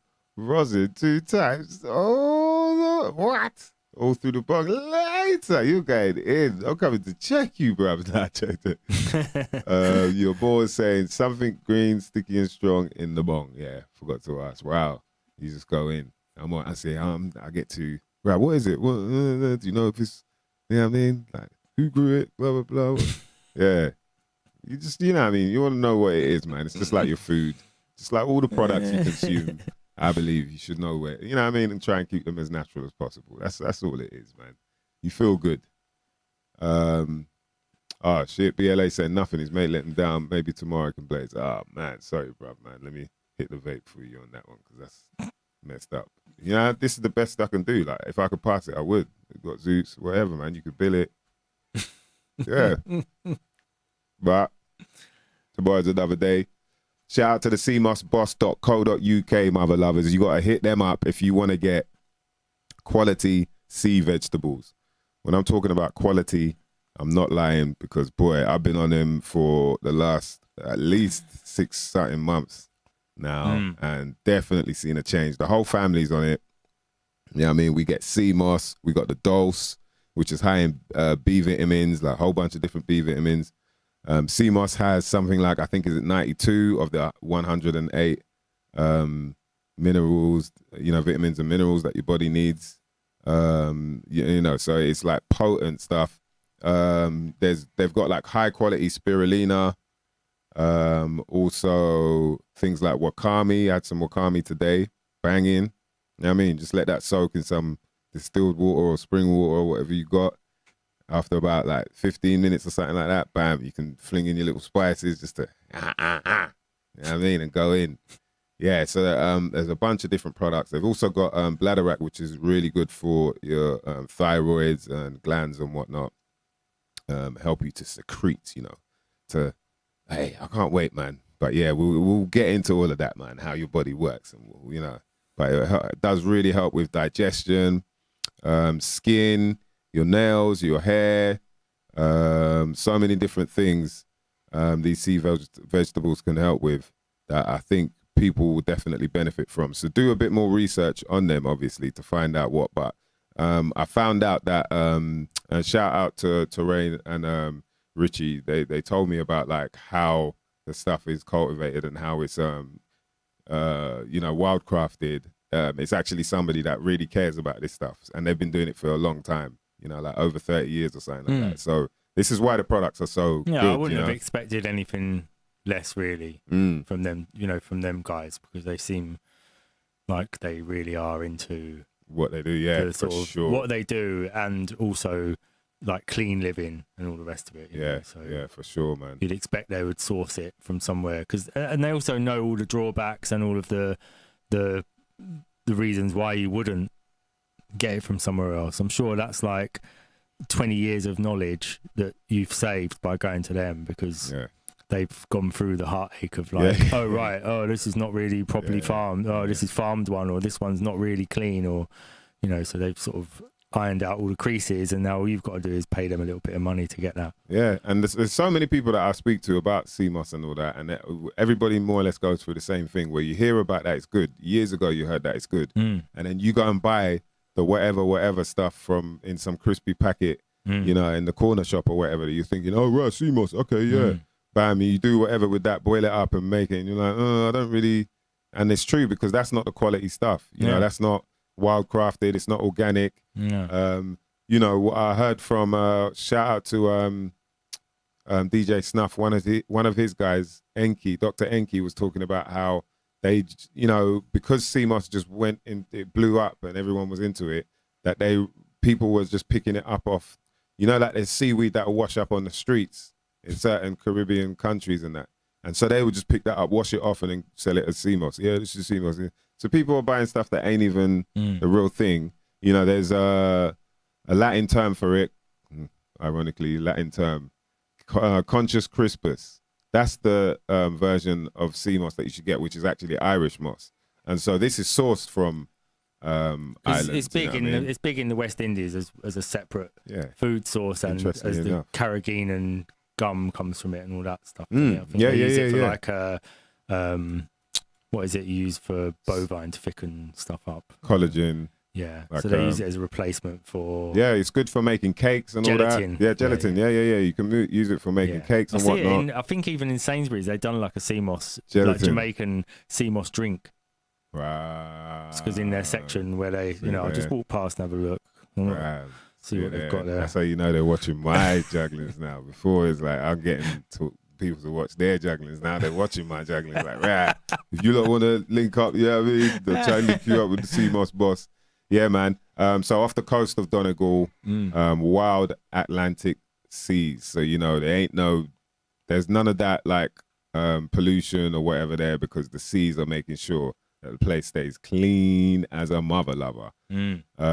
Widely used before to sustain the lives of thousands of Irish people before, during times of famine, which, is very interesting with what Vinny B was talking about. Like, even reading that now, my mind's like, oh, right. So, and then Irish moss is a massive thing in the West Indies. There's some kind of link there, right? So during times of famine, it was because the amount of minerals and vitamins that most contained helped to not only overcome, but also to thrive in such harsh conditions. So yeah, listen to that, man. So you do a bit more research on it. Bunch of different sea vegetables. I mentioned this dulse and whatnot, but there's sea spaghetti. There's also some new, they've actually got some new bits like the sea salt and kelp seasoning, which really works. I think, people will definitely get into that. And then they have gels as well that you can buy. So pre-made sea moss gels. And if you get to that website and do make a purchase, make sure before you hit the pay button, you go to the code button or code section and type in about 20.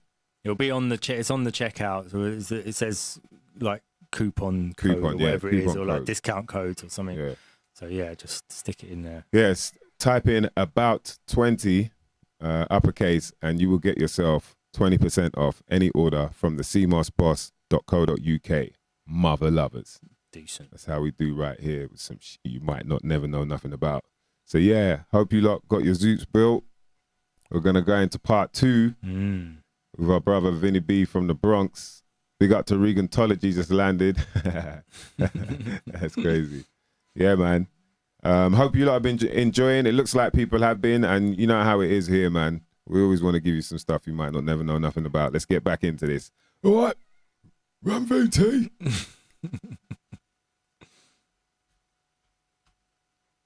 So, like, all right, there was something you said, and I was thinking about. So we mentioned the Bible. So, okay, so what you're saying is, to round up what you're saying is that you feel like because they're going so much against it, there must be some truth to it, yeah? There must be some reality to it. I mean, then why it's still out? Like, this is the other thing as well. I wonder, like, how comes they're allowing it to be out then? How comes we can get the book and read it? If it's okay, good question. Also, that reminds me I should bring up that the original King James Bible, there were more books that he had in that. I deal with a lot of Christians who hate King James. There's a lot of Christians who, King James is this and that, and he took books out of the Bible. King James didn't take books out of the Bible. After he died a few years later, the Protestants and the Catholic Church took out the Book of Enoch, took out the Apocrypha, which to me, these are some of the most powerful books, especially for flat earthers. The Jubilees as well. And certain things. So, they started taking things out.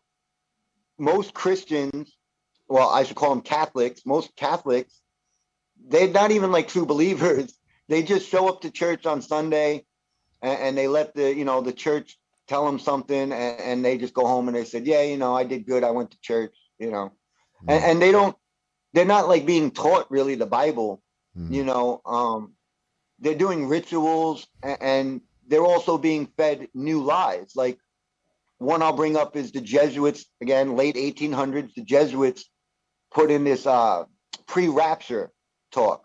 So now you got all these Catholics and people who talk about the Bible and they believe that, you know, in pre-rapture. But there's nowhere that's not what's in the Bible. You know what I mean? That's something that the church just recently made up and has convinced everyone to believe in. You know, so what's pre-rapture you know, meant to be? Right. Well, like pre-game them, people, the original story is that when all this horrible stuff starts happening, right before the end, and Jesus comes back, they think that they're going to be like raptured out of here. Like I think of that movie, that comedy movie years ago, This Is the End. Remember that comedy? Yeah, Seth Rogen and those guys, and the blue light comes and they all start getting sucked out. Right. That's a new thing, you know, that's not in the Bible, but most people believe that. Most Catholics and Christians you meet, they celebrate Christmas, right, and act like that Jesus's birthday. But yet the Bible, literally in the Bible, it tells you that's what the pagans do. That has nothing to do with Jesus. You know what I mean? That's the Catholic Church, who are sun worshipers, who worship that son who's born on December 25th and dies 3 days later and all that. They've changed Christianity into their pagan belief. You know, the mystery schools of Babylon, as Bill Cooper called it, and I think the best term for it. You know, that's what all these secret societies are into. You know, people talk about, oh, they're into the Jewish stuff. That's the Jewish magic. It goes again back to Babylon and this and that. So it's, you know, like the they're priest not class. So it's not like they want to be Jews. They want the magic that the Jews were told not to use. You know what I mean? Like they want the magic that Solomon didn't want them, that was like getting rid of, you know, and didn't want them to get involved in black magic and this stuff. But these people are all into it, you know, and that's what the church and these people are really about. It has nothing to do with Jesus. You know, they worship the, you know, Isis, Horus, Zeus, whatever you want to call them. I like to just call them Zeus because, you know, most of us were taught Greek mythology. A lot of the words they say, even when they talk about Jesus, it almost sounds like Zeus. A lot of different languages. Jesus, God is almost like the word Zeus. Yeah, Jesus. I remember talking to an Albanian guy one day. He's like, Vinny, you know how we say God in Albanian is Zeus? I'm like, oh, wow. Zeus. Yeah, I get it, you know? Wow. I pointed out in the Bible, Jesus, in one of the things he says, the devil sits at the temple of Pergamon. Well, the temple of Pergamon's still standing. And if you look, it's Zeus sitting in the temple. What? You know, so even Jesus in the Bible says the devil is Zeus. You know, what the hell, man? Yeah, I know. It's some crazy stuff I get into. So, have you heard about like the Bible being like about 4 or 5 different stories all layered and kind of happening at once? So you can read it on different levels, like to do with law, to do with seasons, to do with Jesus. Yeah, I mean, that's what I was going with for a long time when I did not want to believe in it, you know. I was all about that stuff. I'd find any reason to be like, oh, it's just, you know, he's the son, December 25th, the son's born, and, you know, and this and that. But again, there's too much evidence that I see all around the world that something happened a while ago to where the whole world turned Christian. Whether people want to accept it or not, whether it was always evil or whether it was good from the start or evil, whatever happened, the whole world turned Christian. And now recently, with all this evil going about, is through the Catholic Church, which again, you know, it's not Muslims, it's not Jews, it's not Buddhists, it's the Catholic Church going around in the name of Jesus. And to me, you know, it kind of makes sense, to me at least, you know. And so I'm about 10 years now that I say I was born again. Actually, I'll tell you the story. You'll like this because I was smoking a bowl of weed in the middle of the woods, right? And I'm sitting there and I was already like a flat earther. Like I came out and was telling people like the earth's flat. I don't believe anything, NASA, this and that. And I'm sitting there and I'm like looking at the moon. And you know, Dave was trying to bring up this point about the moon too. To me, every single person could go outside and just look up and see the moon and it could prove to you that you've been lied to and the moon is a hologram. The moon is a I'm sitting hologram. there. Yeah, it's a hologram. Yeah. Because it's see-through. Dave was touching on it where he was showing you one of the pictures, but he showed you a full moon, and he was showing how the dots are like a little bit light in the day, and at night they're dark. But the best one to me is a quarter moon or a half a moon. You literally just see the blue sky. You don't see a solid object. You know, a solid object you'd have to see. Whether it's in the shade, you would see blackness, but you literally see through and see blue sky. So to me, it's obviously it's a hologram. So I'm sitting there smoking a bowl one day, and I'm just staring there up at the moon, and I'm like begging God. I'm like, God, what is it? Like, who's the truth? Like, is it Jesus? Is it Jesus? Like, you know. And I'm sitting there and I'm smoking a bowl and I'm looking at the moon, and it just all like hit me, and I'm like, yeah, like that's like this whole world is a lie, you know. And earlier that day, someone gave me a Bible. First time I ever had the Bible. And it was someone earlier that day gives me a Bible. And I'm sitting there and I look down and I look at the Bible and I'm like, man, I don't even want to open this thing, you know? And then all of a sudden I'm like, all right, fine, I'll open it. And I open it, and right away it was like the first words just hit me. And he was like, they're going to hate you like they hated me. You're going to be persecuted for the truth. The world is this and that. And the world's, and I'm just sitting there and I'm like, and I look back up at the moon and I'm just like, I asked, and this is what you're saying, right? And I was like, you know what? I'm not going to doubt no more. And that's when I was like, openly after that, like, the earth's flat. I don't care. Laugh at me, whatever you want. I don't doubt it no more. You know, this whole world is a lie, you know. I don't believe anything we were told. And I just started over. And again, to me, Christ isn't religion. He even says it himself to the disciples and other people. Christ is a way of life, you know, to me. It's he even talks about a renewing of the mind where, you know, so again, a Christian isn't someone who just blindly listens to experts telling them what to believe. He's saying for you every single day to go and test things for yourself. Well, isn't that what we are, us truth is? What you guys are doing on your show? I mean, it all started changing, you know, to me. I stopped looking at Jesus as Cesare Borgia, this white image of this weak guy who got beat up by the church, and it all just started changing, and he became like the hero for me. You know, it was no longer this soft, weak guy who got beat down 2,000 years ago. Everybody's still waiting for, and all this stuff. You know, before that, my heroes were like William Cooper or, you know, William Wallace or, you know, Spartacus, you know, something like that, you know. And all of a sudden I started to realize, like, whoa, this guy is the man. Like, he's a true rebel. He went into the churches. That would be the equivalent of us like going into like the you know, the International Monetary Fund Bank or the World Bank or Rothschild's place, start flipping tables, whipping them. Like, that's literally what he did. You know, he wasn't some soft guy. You know, they tried to make him now like he's like this hippie, soft white guy, you know, but he was really a revolutionary, and he was, you know, I got to say it, a badass. He really was a badass. And it all started changing, and I started saying, you know, I want to be like that, you know. And to me, he is the God of love. I love how I met so many women, especially the women. They're all into the new age stuff, you know, astrology and zodiacs, new age. I'm into the God of love. I'm like, well, so am I. Jesus is the epitome. Like, everything about him is about love. Like, you know what I'm saying? He's 90% love, 10% extreme violence. Yeah.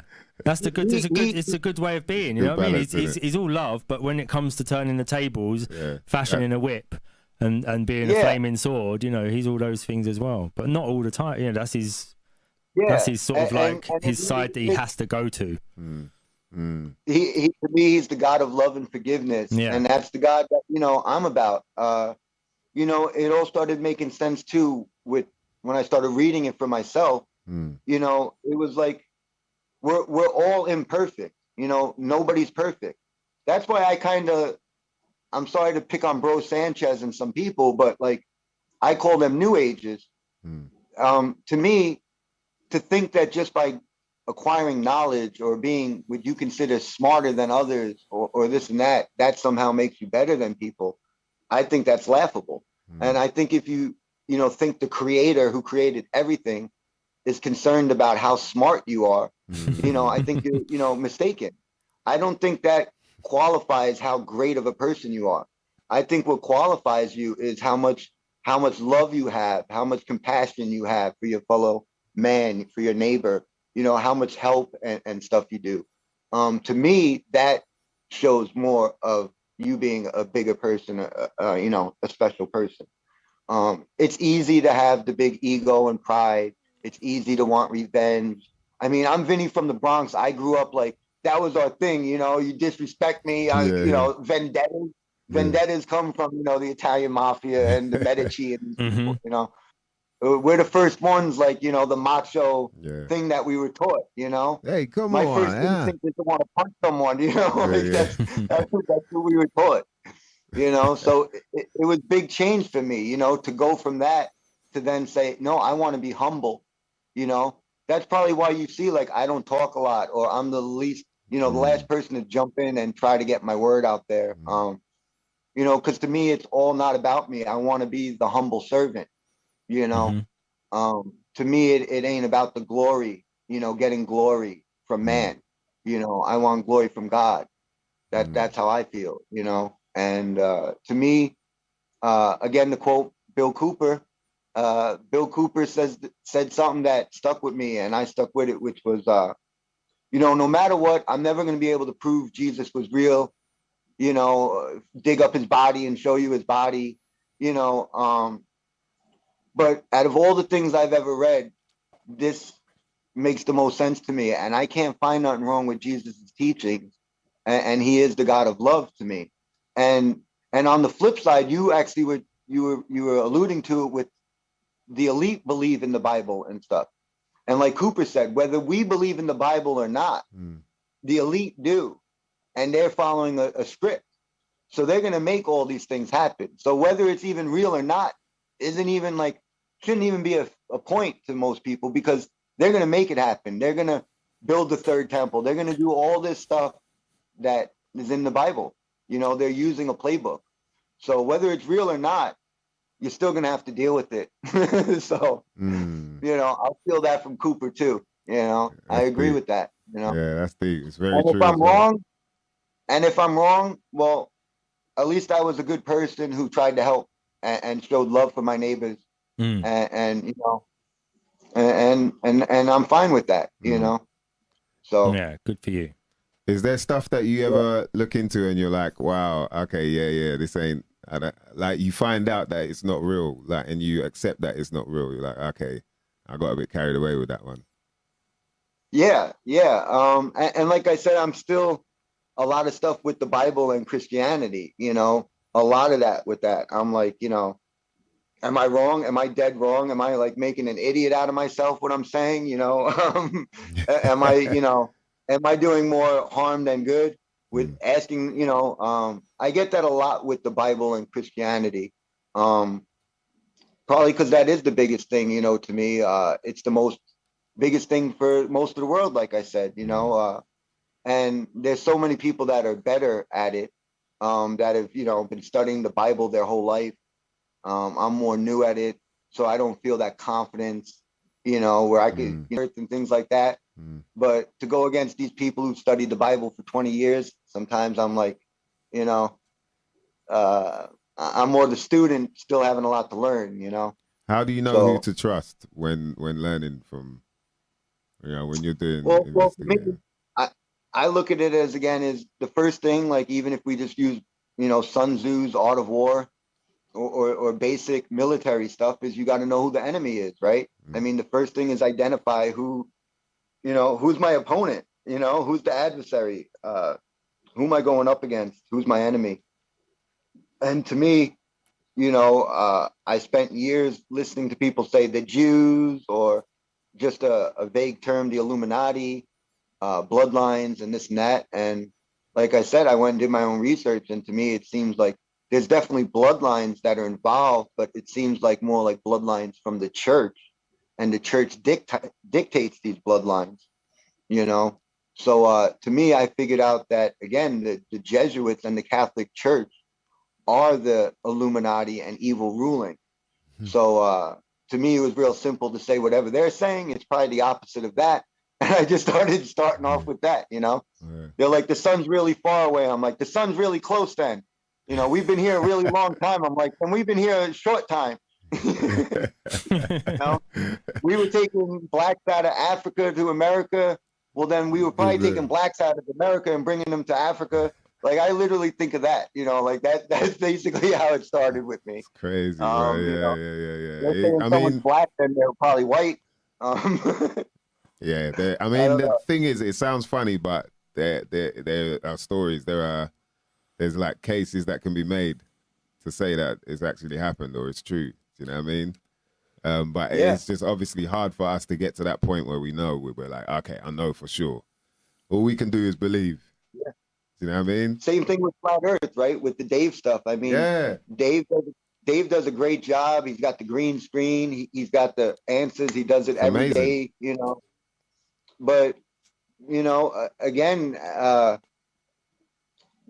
nobody's being taken and flown up in a spaceship to look down for themselves to say, okay, that's what it is. You know, so you could have Dave on, you know, once a month for years, and the debate will probably still be going on, because, you know, how much evidence do people need? You know, at some point it comes down to faith, you know, just like Christianity or anything. Well, you know, I saw that. Did you see the debate with him and Dave and what's the guy? Is it Dave the Professor? Or Professor Dave? Yeah, what's up with that guy, Professor Dave? Oh man, see, I try not to be like a lot of conspiracy people who right away assume that someone's an agent or they're a shill. I like to say that in my experience, most people are just useful idiots, or they don't know what they're doing. You know, most people, like, you know, like my dad walks around with a NASA t-shirt on. Is he like, you know, some CIA agent spreading propaganda? Yeah. You know, no, he really believes it. I can't get him to not believe it, you know. It is what it is, you know. Professor Dave, is he an agent? I don't know, you know. He could just be some guy who doesn't want to accept it. You know. So I try to stick with that most of the time. I try not to, you know, just make claims that someone's an agent or this and that, you know. I hear that. It was interesting. I saw it and I was like, wow, it felt like he was being ganged up on anyway. But oh, definitely, you know. But that's what happens, you know. They think it's so crazy, you know. We've all been shown a globe, even the cartoons, everything is telling you you're on this spinning water ball, you know, flying around in the vast, you know, universe, expanding, and all this nonsense. And until you question it for yourself, you know, it's just, you know, we just regurgitate what we were told. Oh, I don't feel anything because of gravity, you know. Yeah, we're spinning, we're flying, but you still see the same image of the moon all the time. Well, that's because the moon is spinning at just the right, you know, speed to where you never see it change, you know. And we just say, okay, you know, that's what it is. You know. But until at some point, you know, you start saying, hey, you know, I was lied to, and let me put on my common sense, you know, let me start thinking for myself, you know. Again, you might not have the physical evidence, you know, just like I don't for a lot of issues, but you start finding out who the liars are. You start looking at the people that are getting murdered for what they're saying, you know, and you start seeing, you know, who's telling the truth, who's not, what's the agenda, you know. Like a big one I got to bring up to you guys, stick with it, is that there's going to be this fake alien thing, man. They have been promoting this stuff for a while. I have a theory, me and my friend Matt, we think that they're going to be saying it's from Antarctica. I think they might have this like fake war with aliens coming from Antarctica. They're going to do something. They're also going to try to push this AI system that's going to be like, because I point that out too, even children's cartoons and this and that. I don't know if you've watched any, you know, with the child only being 2, but some of the older ones, you know, they're all talking about eventually the machines are going to take over, you know. And I remember even as Terminator as a child, you know, the big movie Terminator, and you know, this Matrix, idea's been there for a while. Yeah. You know, so yeah, right. Matrix, the third one was all about the AI and the robots taking over. So to me, it seems like that's what they're doing. Stuff you might not never known nothing about. Have you guys heard about the new thing in Saudi Arabia?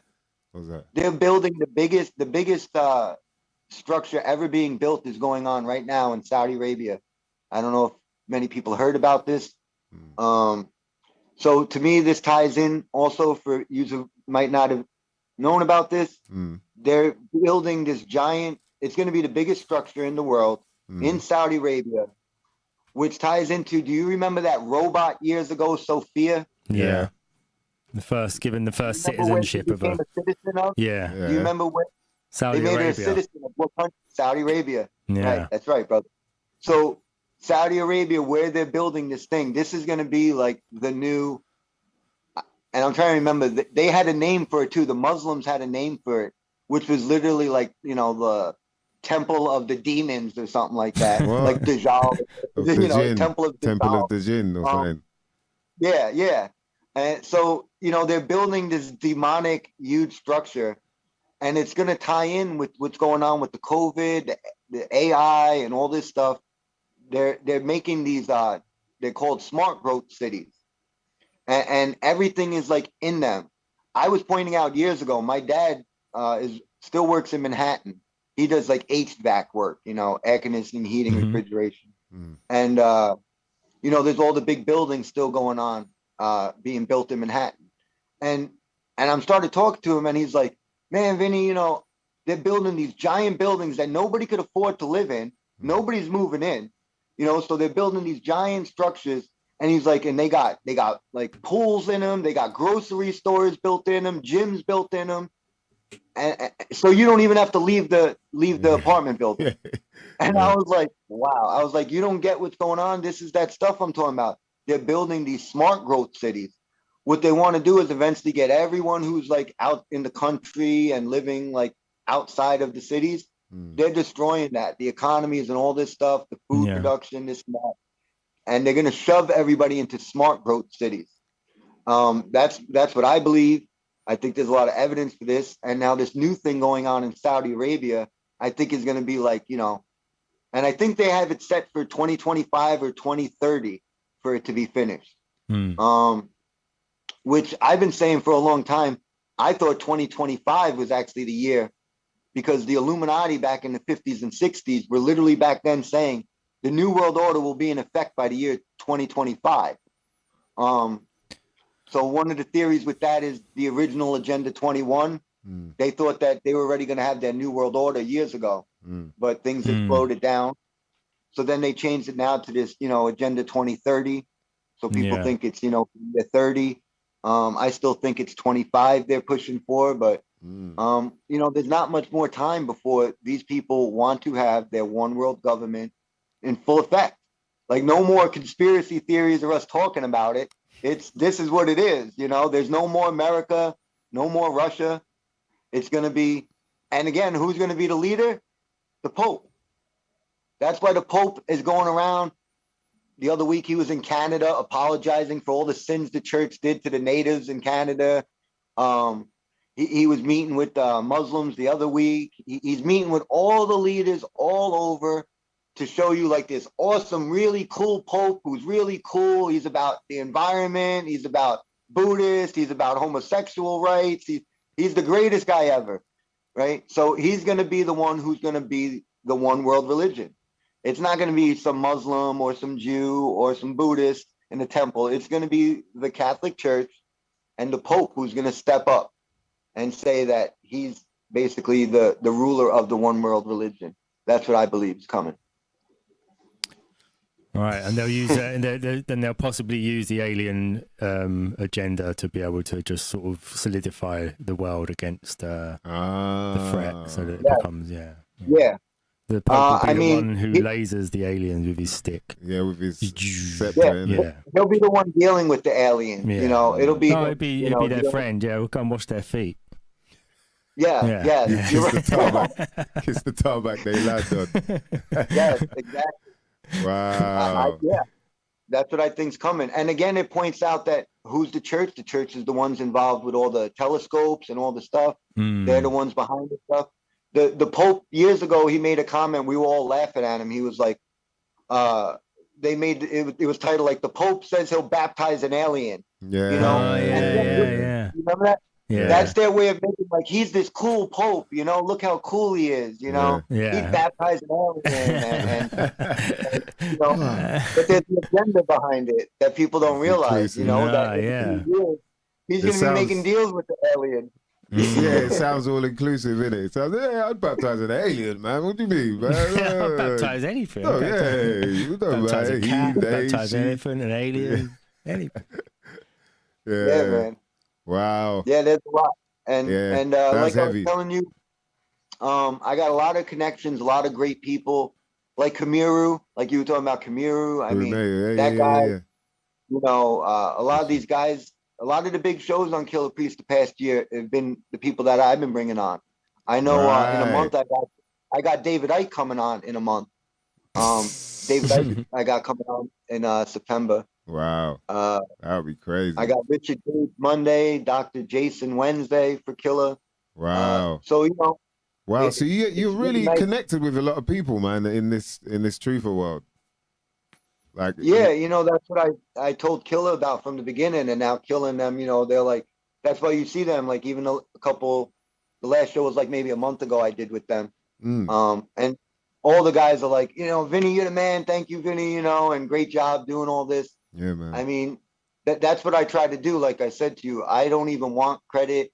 I don't, you know, I try to be a humble servant, and I just want to help. You know, I want to help you. I want to help Killer. I want to help Johnny. You know, is his name Dan?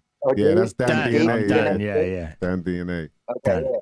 You know, I just want to help good people. You know, and I want to be in the game. That's what it was like years ago. It was like I spent like 10 years as researching Cooper and all these people and researching, and then it was like I want to be in it though. Like I want to be a part of it, you know. I just jumped in, you know, and here it is over 10 years later. You know, I've made a lot of connections, a lot of friendships. You know, they know they trust me, and I trust them, and so, you're open-minded, so then you know you're not going to eventually. You're not going to stab them in the back because you're looking for truth. So you know. It's very rare, really. And in the whole sort of scene, it's rare to find people that actually are just open-minded. That's it. Without some other agenda that they're sort of pushing, or a load of shit they're just getting, you know, like, oh, I don't want to look at that. Because I don't really want to. That's going to make me question too much. I'll stick to this thing. Yeah. Very rare. Really tricky. I told Killer once, I said, Killer, you know, YouTube is just like you know Hollywood. I mean, the more subscribers and the bigger they are, the bigger the ego. A lot of times, you know, it's no different than Hollywood, Killer. You know, but doing whatever I can to help out. You know, if you ever want to try to need some help or want to get a guest or someone I know. Oh man, that would be crazy, bro. Yeah, we wouldn't say no. Trust that. Yeah, definitely. Like our listeners, definitely, we call them the comment sensors, like the people in the comment section. And a lot of them are always dropping little bits of knowledge as well. So it's a very open-minded crew because that was the idea, like I said to you, you know, as soon as this whole thing started sprouting about, and a few of us kind of realized, like, even for the two of us, we're in the studio, but it came to a lockdown. And so we hadn't seen each other for about 4 or 5 months or something like that. But we'd both gone down our separate rabbit holes and kind of come to that conclusion, like, oh, this makes sense.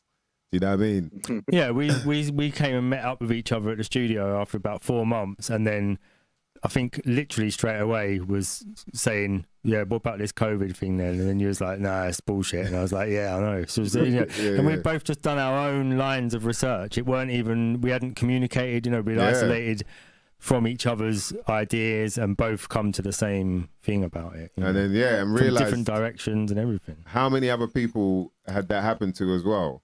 Especially within our scene. Like, I know you're a hip hop head, you know what I mean? Obviously linking up with Killer and whatnot. And so the music we've been brought up on, that's why it's beautiful to see people like Lord Jamal, you know, and a few others kind of speaking out, but not as many as you'd have thought, like not as many as we'd have thought at all. But we felt like within our community, there must be people that are like, okay, we get it. We get his bullshit, man. Let's, you know, but they're not getting to speak to anybody because you see what it's like. The people around you, your family, they're all just like, yeah, he's smoking that stuff, innit? He's a bit crazy. Do you know what I mean? And so, the idea was like, okay, we let's kind of get the community knowing, like, look, don't worry, you're not going crazy. Do you know what I mean? Like, we're here with you. Like, we can all chat online at least. You know what I mean? Even if we can't link up, the clubs are closed or whatever, bars are closed. And so from there, it just happened and then started getting to speak to different people. But by all means, man, if there's any, because especially like Dawn and, is it Dawn and David? Yeah. Yeah, people like that. Have you done a show with them? Amanda. Have you done one? No. But it's like speaking, you know, I think those things are important because their health is sort of the main thing. Without that, what can you do? You know what I mean? If you're not looking after, if you don't understand, the first thing I started saying to people, you know, when you first wake up to things, you're like, yo, you're trying to tell everybody. You do this. It's dumb. You shouldn't do that. You just got to let it happen when it happens. But I started saying to people, look, but do you know how your body even works? Do you know how your body works? You know, you don't even know, we don't even understand how our bodies really work. And people, they're just like, what the hell is he talking about? But you get what I'm saying. That's what you realize is like, right, I didn't even know that's what that means. I didn't realize that this is all the same thing as, you know, me just detoxing. That's what we should call it. I'm not getting sick. I'm actually getting better. You know what I mean? But we lost it all. And you start realizing like, wow, there's a whole different way you got to communicate this thing to people for them to understand, which is tricky, you know? Yeah, that's why to me, that was the first show I did. Because to me, I agree with you. I said it to Killer multiple times in shows. I mean, without your health, nothing matters. Money doesn't matter if you're sick and dying. You'll be like, what does this money matter? Exactly. You know Exactly. I mean? So, health is the most important. And obviously, for the past 2.5 years, there's this big pandemic going on. And you know, this is the biggest thing going on right now. So I agree with you, you know, and Dawn and David are great. They would come on your show, no problem, if you wanted. Yeah, that would be really good, man. You know, and it's a great. It's like you said, probably the most important thing, you know, without getting into your soul and spiritual stuff. Yeah, right? of course, materially, in the material world, health is one of those things that everybody could do with understanding better. And for sure, man. For sure, because when you wake up to it, like you know, like we're saying, what we're going through now, you're not scared. What's making people do everything they're doing is the fear of, well, maybe something might happen. But once you understand, you're like, what are you talking about, man? Yeah, I'm booking this flight. I'm going to what? Is it all right to go there? Yeah, I'm going there. Yeah. You know what I mean? It's not all of this bullshit, but people, it's crazy that people don't even get to that point. You know, the people are like, I don't believe it, but they're still like, yeah, but just in case, you know what I mean? I got my, what was it, the sanitizer? They're like, yeah, just, you know what I mean? Yeah, it's crazy, man. It's for me, I got my, you know, like I was telling you, I have my daughter here for this month, but she's raised by her mom, who's all about the fear. So like when my daughter first came here, like the first week or so, it was like, you know, if I touch something, she can't touch it, you know, like just this fear in my 9-year-old, you know, of germs and this and that, you know, and it's sad, you know. I talked about recently, I lost the court case. I was fighting in court. Obviously, everybody in the court, the judge, my lawyer, their lawyer, everybody was against me, you know, saying how COVID is fake and this and that. And you had to go to court for that? Yeah, my ex, you know, wanted to vaccinate my daughter. I didn't want to, so I tried to fight. Obviously, everything stacked against me. So my daughter was vaccinated. Which is, you know, pretty upsetting to me. But you know, but to see the fear, like you said, you know, it's crazy, you know. to see like how it's two different worlds going on. You know, I see people still driving around with their windows closed in their car wearing a mask, and I'm just like, I can't believe this is the world I'm living in. You know, it feels like that show you guys got, Black Mirrors or something. You know, like I'm just living Black Mirror's episode or something. Yeah. How do you keep your sanity? How do you stay grounded? Do you meditate or? Well, music. I'd say music helps a lot. I like to listen to music. You know, helps with my attitude. And to me, you know, it's going to Jesus. You know, helps a lot. Finding that love and compassion. You know, and it's funny because you'll talk to people who aren't Christian, or they'll talk about their atheist or this and that. And whenever something bad happens, that's the first thing they do. They all turn to it. They all cry out to God for help. They all start asking for Jesus for help. You know, it's you know. So I just don't pretend that I don't do that. I admit it. You know, he's like a crutch. You know, when things get tough, you know, I ask for help. You know, instead of pumping out my chest saying, I don't need help, I'm this big man. Or now I see the tons of women, you know, I don't need a man. Yeah, okay, sure, whatever. You know, I have no problem saying I need a woman, I need Jesus, I need whatever help I could get. You know what I mean? I got no problem saying I'm not perfect and I need help, you know. Also, I think a lot of pressure, people are looking at this as like it's this physical fight we're gonna have, and then you got like the militia type of people who are like, you know, store up on your bullets and AK-47s, and it's like, you know what, man, like I ain't looking forward to that either. You know, and that kind of puts you in that paranoid, you know, fear vibe, which, you know, I don't think it's good or healthy for you. I'm not gonna live in fear, you know. I put my trust in God. I feel I'm a spiritual being, you know. The last show we talked about that, like race was being brought up. And I was like, man, we're not your skin color. You're not this and that. You're a spiritual being, you know. So I don't think I'm just this flesh, this, you know, my skin color or hair or something. I think I'm a spiritual being. And I don't think that it's, you know, YOLO, you only live once and this and that, you know. So no matter what happens to it, you know, even if something horrible was to happen to my daughter, you know, how much that would kill me. That would hurt me more than anything in the world, you know, obviously. Just like I'm sure if something happened to your child. But at the end of the day, I still put my trust in God. And that's what gets me through, is knowing that this isn't it, you know, like she wouldn't be dead just rotting in the ground for worms. You know, that's not what I would believe. You know, just like I don't think that's what happened to my grandmother or what's going to happen to me, you know. That was part of like what Dave was bringing up too, like why lie about flat earth? I mean, that's part of it again, making us feel that you're insignificant, you know, while a lot of flat earthers all of a sudden are like, wow, you know, I'm the center of the show, you know, like, wow, this feels great, you know. It's again making me feel special. Is that because the sun is now revolving around the earth in the flat earth model? Yeah. They're not on some like random ball that could get hit by another ball and everything dies, or it gets too close to the sun and you burn up, and you know, there's all this other life that could be out there that's better than here. And for flat earthers, yeah. So it's kind of like an undertone of, oh, this could all go in a second.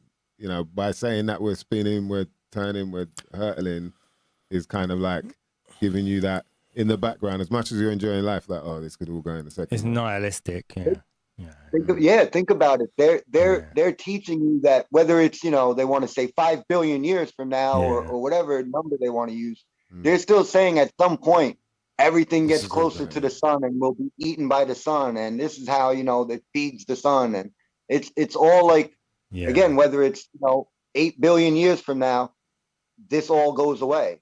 Or, you know, an asteroid's going to eventually hit us, or solar flare is going to do this and that. It's always They have the same with like dinosaurs. You know, they push the dinosaur thing so hard we've talked about this before, about how children's clothing and children's bottles, and they've all got dinosaurs on them because they're trying to push evolution at a very, very early age. To the idea that the first thing was the dinosaurs, and then they were wiped out by something really catastrophic that they had no control over. So something Yeah, that So big it's just and all that powerful. catastrophe. Yeah.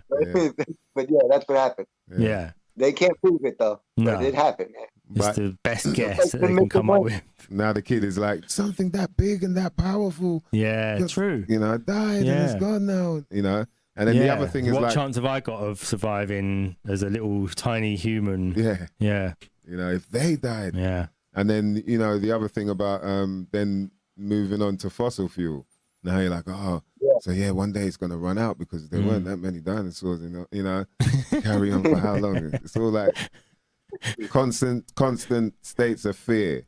Like they need us in, when we're like that, we're not focused on what really matters. You know what I mean? What really matters around us. It's all this whole hectic lifestyle. And scarcity. Yeah. You know, the idea that things are running out all the time. Yeah. And You're scared that it's going to run out. Fear, man. Yeah. Currency of control, innit? Yeah, man. Yeah. I feel like the Jesuits perfected it, man. They've had enough time to perfect it. You know, they've had their experiments. They've had their 2 world wars. You know, and I feel like, you know, they're getting ready to.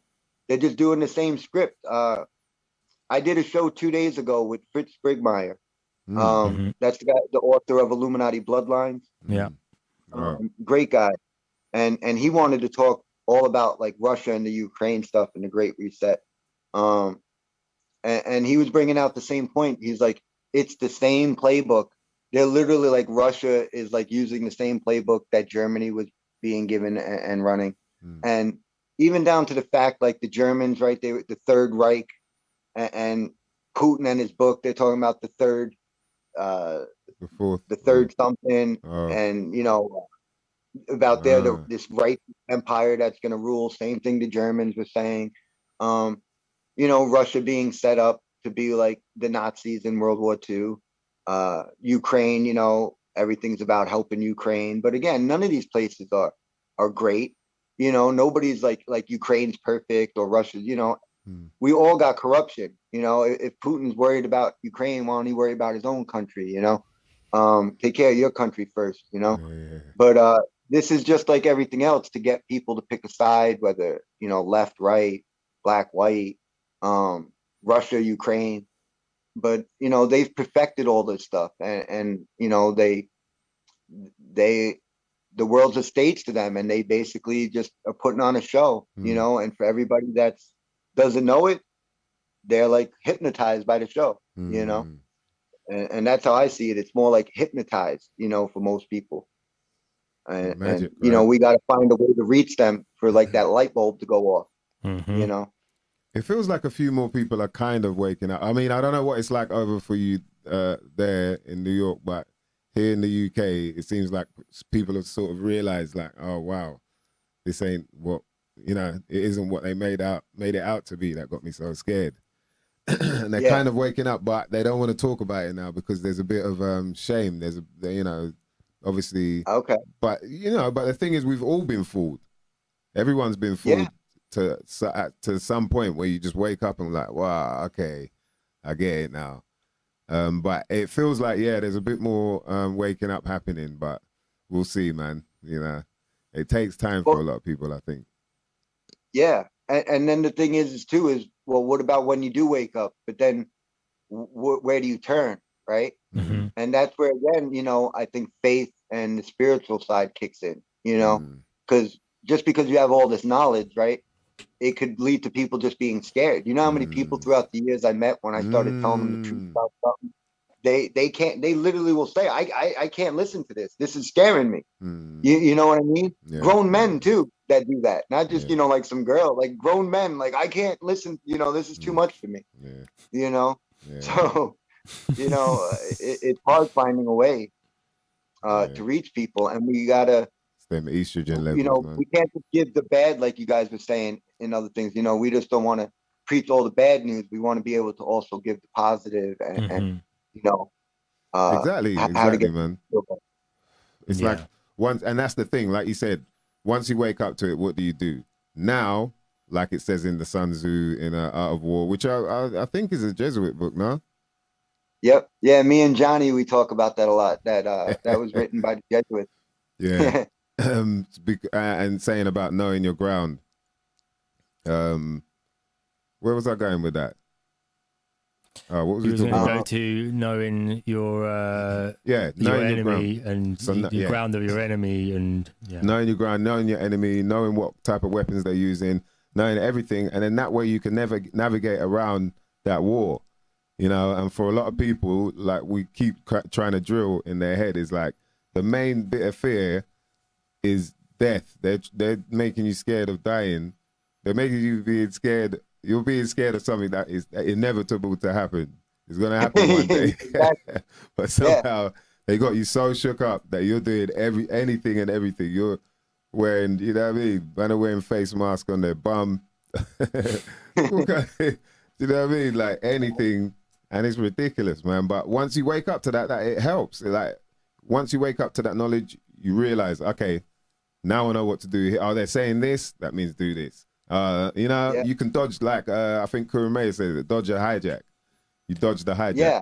You know, you see where the lies are, you read it in between the lines, and life is a lot easier, I think.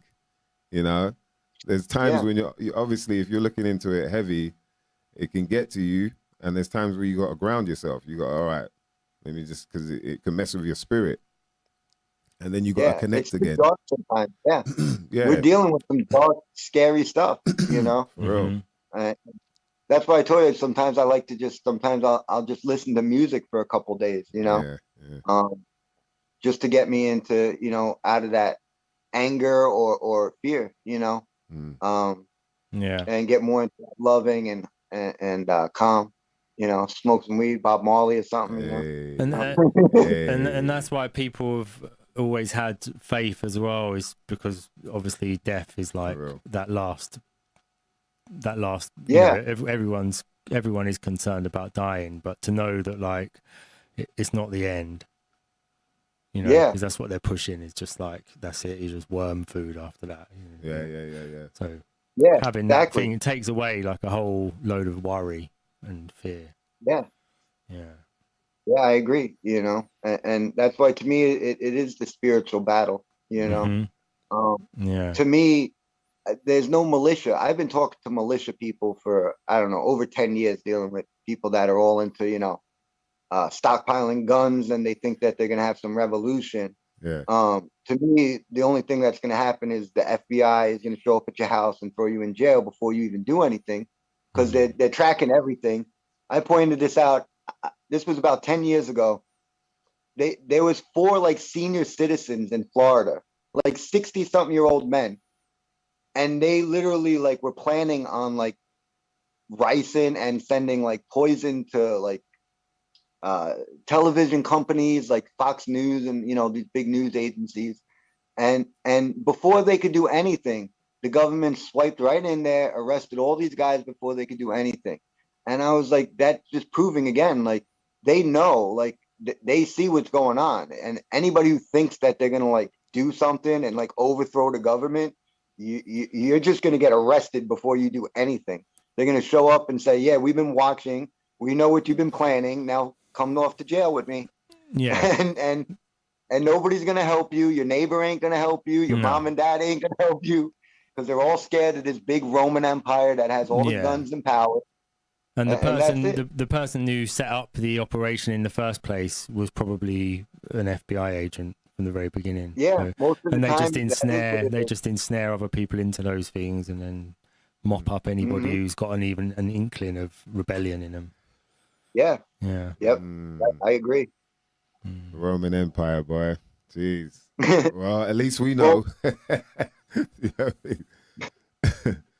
We pointed out all the similarities between America.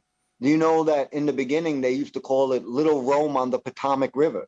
It was literally called Little Rome, Washington D.C. in the beginning. And I pointed out for your audience stuff you might not know nothing about. The White House wasn't named for like white people or something like that. Like this is where white people are.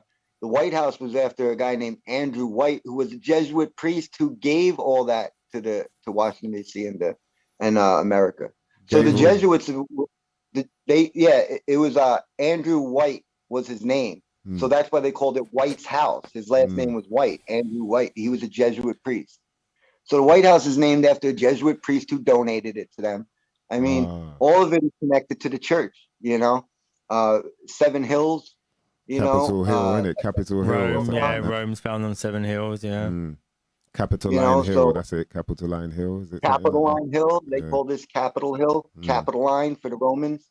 Yep, you're right. And cap, cap is actually quite an interesting word as well when you look at the etymology, like to do with capital and kaput and decapitating. Capo. Yeah, capo, things like that.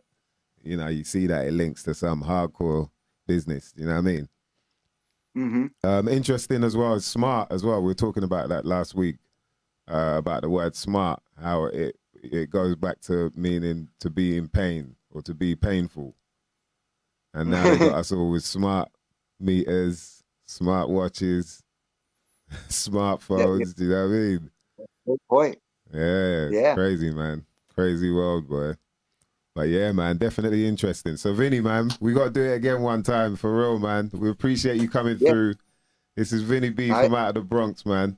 Some shit you might not never know nothing about. Myself, Mice Diggy, Dan DNA. Thank you, Vinny. I'm glad you lot have tuned in to hear this, man, because this guy has a whole bunch of knowledge. Like, there's bits and bobs we didn't even get into fully as well, but definitely, man, we'd love to get you back on. And yeah, man, appreciate you coming through, brother. How can people get hold of you, man? The best, like I do with Killer Priest, I leave my email, which is Vinny Vinny, and I've had emails and so many things hacked, so I had to make. So that's why even my email is like a newer one, but it's the one that you emailed me on. We'll put it in the chat. At Gmail. A month ago, I tried to start uploading videos again to YouTube because everybody kept bothering me. The first day, I was banned for a week. I came back. I did a video with Amanda Volma, put that up. They removed that, banned me for 2 weeks. Wow. I put up like 14 videos. They removed half of them and gave me 2 strikes. So I would say my YouTube channel, but that's probably going to be removed. And like I said, you could just email me. I love to talk to any one of your, your fans, your audience, you guys, anytime you want. I appreciate it, brother, man. Definitely, man. So, and the shows you said you did a show. What do you have a radio show at the moment then that you're doing underground style, or what is it? My channel is Vinny B Planting Seeds, is what I just tried to put on YouTube, and upload a bunch of videos. But like I said, they keep suspending me. They like, I don't know, they removed subscribers. They did a bunch of things. So, I'm just throwing it out there. Like I said, to me, whether I do, I'm just doing it because of passion and love for the truth, so even if it just reaches 5 people, I'm fine with that. I don't care. Just like I don't care how big your audience is or anyone else, I'll talk to anybody. It feels like we could go another couple hours, man, but yeah, we can't hold you up any longer, Vinny, man. We could definitely got to do it again. And yeah, we'll stay in touch for sure, man. Appreciate you coming through, brother. I appreciate the invite, and it was, really fun meeting you guys. Yeah, you too, man. Yeah, it's been really good. Yeah, it was wicked, man. We'll definitely have some more fun in the future. Yes, man. Yeah. One love, bruv. Definitely. That's a good guy, man. Serious. Bless, man. Peace. Yeah, man. Have a good day, bruv. Thank you. Wow.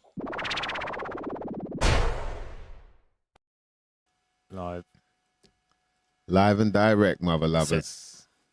Live and direct. Oof. So we went in there, boy, as you can see, man. That's why we had to keep that one for this show, boy. A legendary conversation right there with my man Vinny B from out of the Bronx. The chat room went crazy. I see you lot were going in, which is good to see because, yeah, there was a lot of knowledge being spilled that I think people might never have known nothing about. You know what I mean? It's very, very good to chat to him. you know, and obviously, like we always say, man, you got to look into the stuff yourself. You know, that's the only way you can really work out whether something is, you know, whether your soul feels like, yeah, this is a real thing. And so, but it's good to get different information from people, and whatever might, you know, pick your interest. There's stuff that I know you lot knew about already, so it's very interesting seeing what certain people were saying. But yeah, man, definitely got to get him back on again. And I think he's going to help us out as well, man, and get some more interesting people on here. That'd be good. You lot to pick their brains. We saw there was a few questions, so, you know what I mean, we'll hit him up next time. What's that? Yeah, the email that Vinny gave us, it looks like it is probably Vinny B, the truth, doesn't it? Listen, man. Is that the wrong way I just around? copy and pasted it. From where you said? Yeah, okay. the email. Yeah, I know you lot are saying that. He good. asked, and I said, nope, it's not a spelling mistake. So that's good then, because what he's doing is he's putting a little trapdoor in there for people. Yeah, because he said, like, he had to, it's a new one. Yeah. He had to change it, so, you know. Good. But I know everyone's like, yo, no, man, they got their magnifying glasses out. That's good to see, man. Yeah. Common sense has got a lot, because I've done the same thing. Like, yo, I actually did that. When I saw it, did the same thing. I was like, yo, that looks like it's wrong. So I checked somewhere else, and I was like, oh, they put that there as well. So, good. Yeah. I like that. And I've been speaking to him, let alone, like, that's my proof there. If you want proof, want to know what proof means, that's it there. The proof is, the reason I posted that in there is because I copy and pasted it from an email trail that we've been having. Are you sure you're not speaking to Vinny, database administrator, truth? You know what? Gleam might have been onto something there still, man, because, you know, like, obviously it's not concave or it's not a flat line.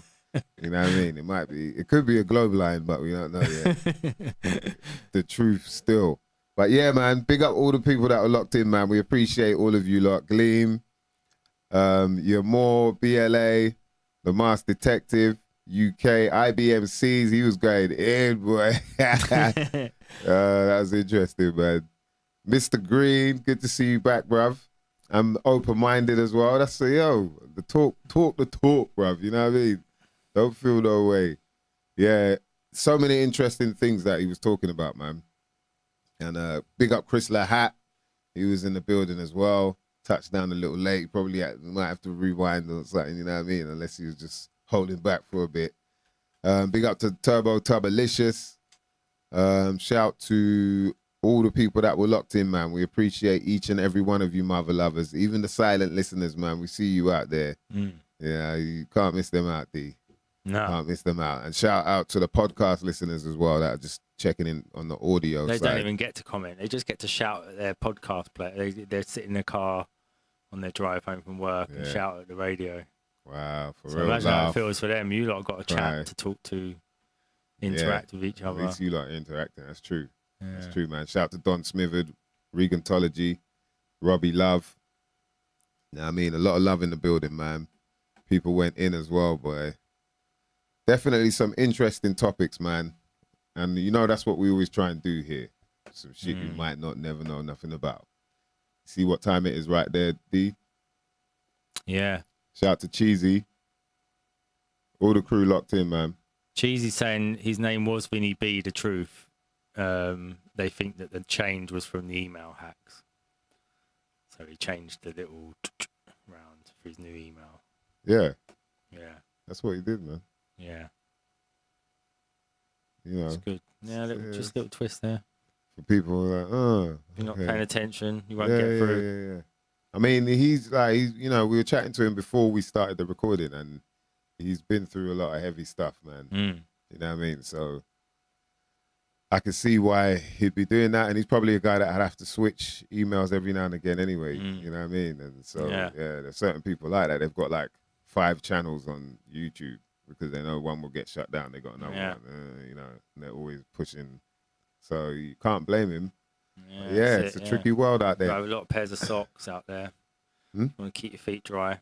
Yeah, if you don't keep your feet dry, mate. Socks, might get don't want to get that soggy toe syndrome. You ain't heard about soggy toe syndrome. They said there's frogs in it, frogs in puddles and shit. Yeah. Yeah. Like frogs fucking in the puddles. Yeah.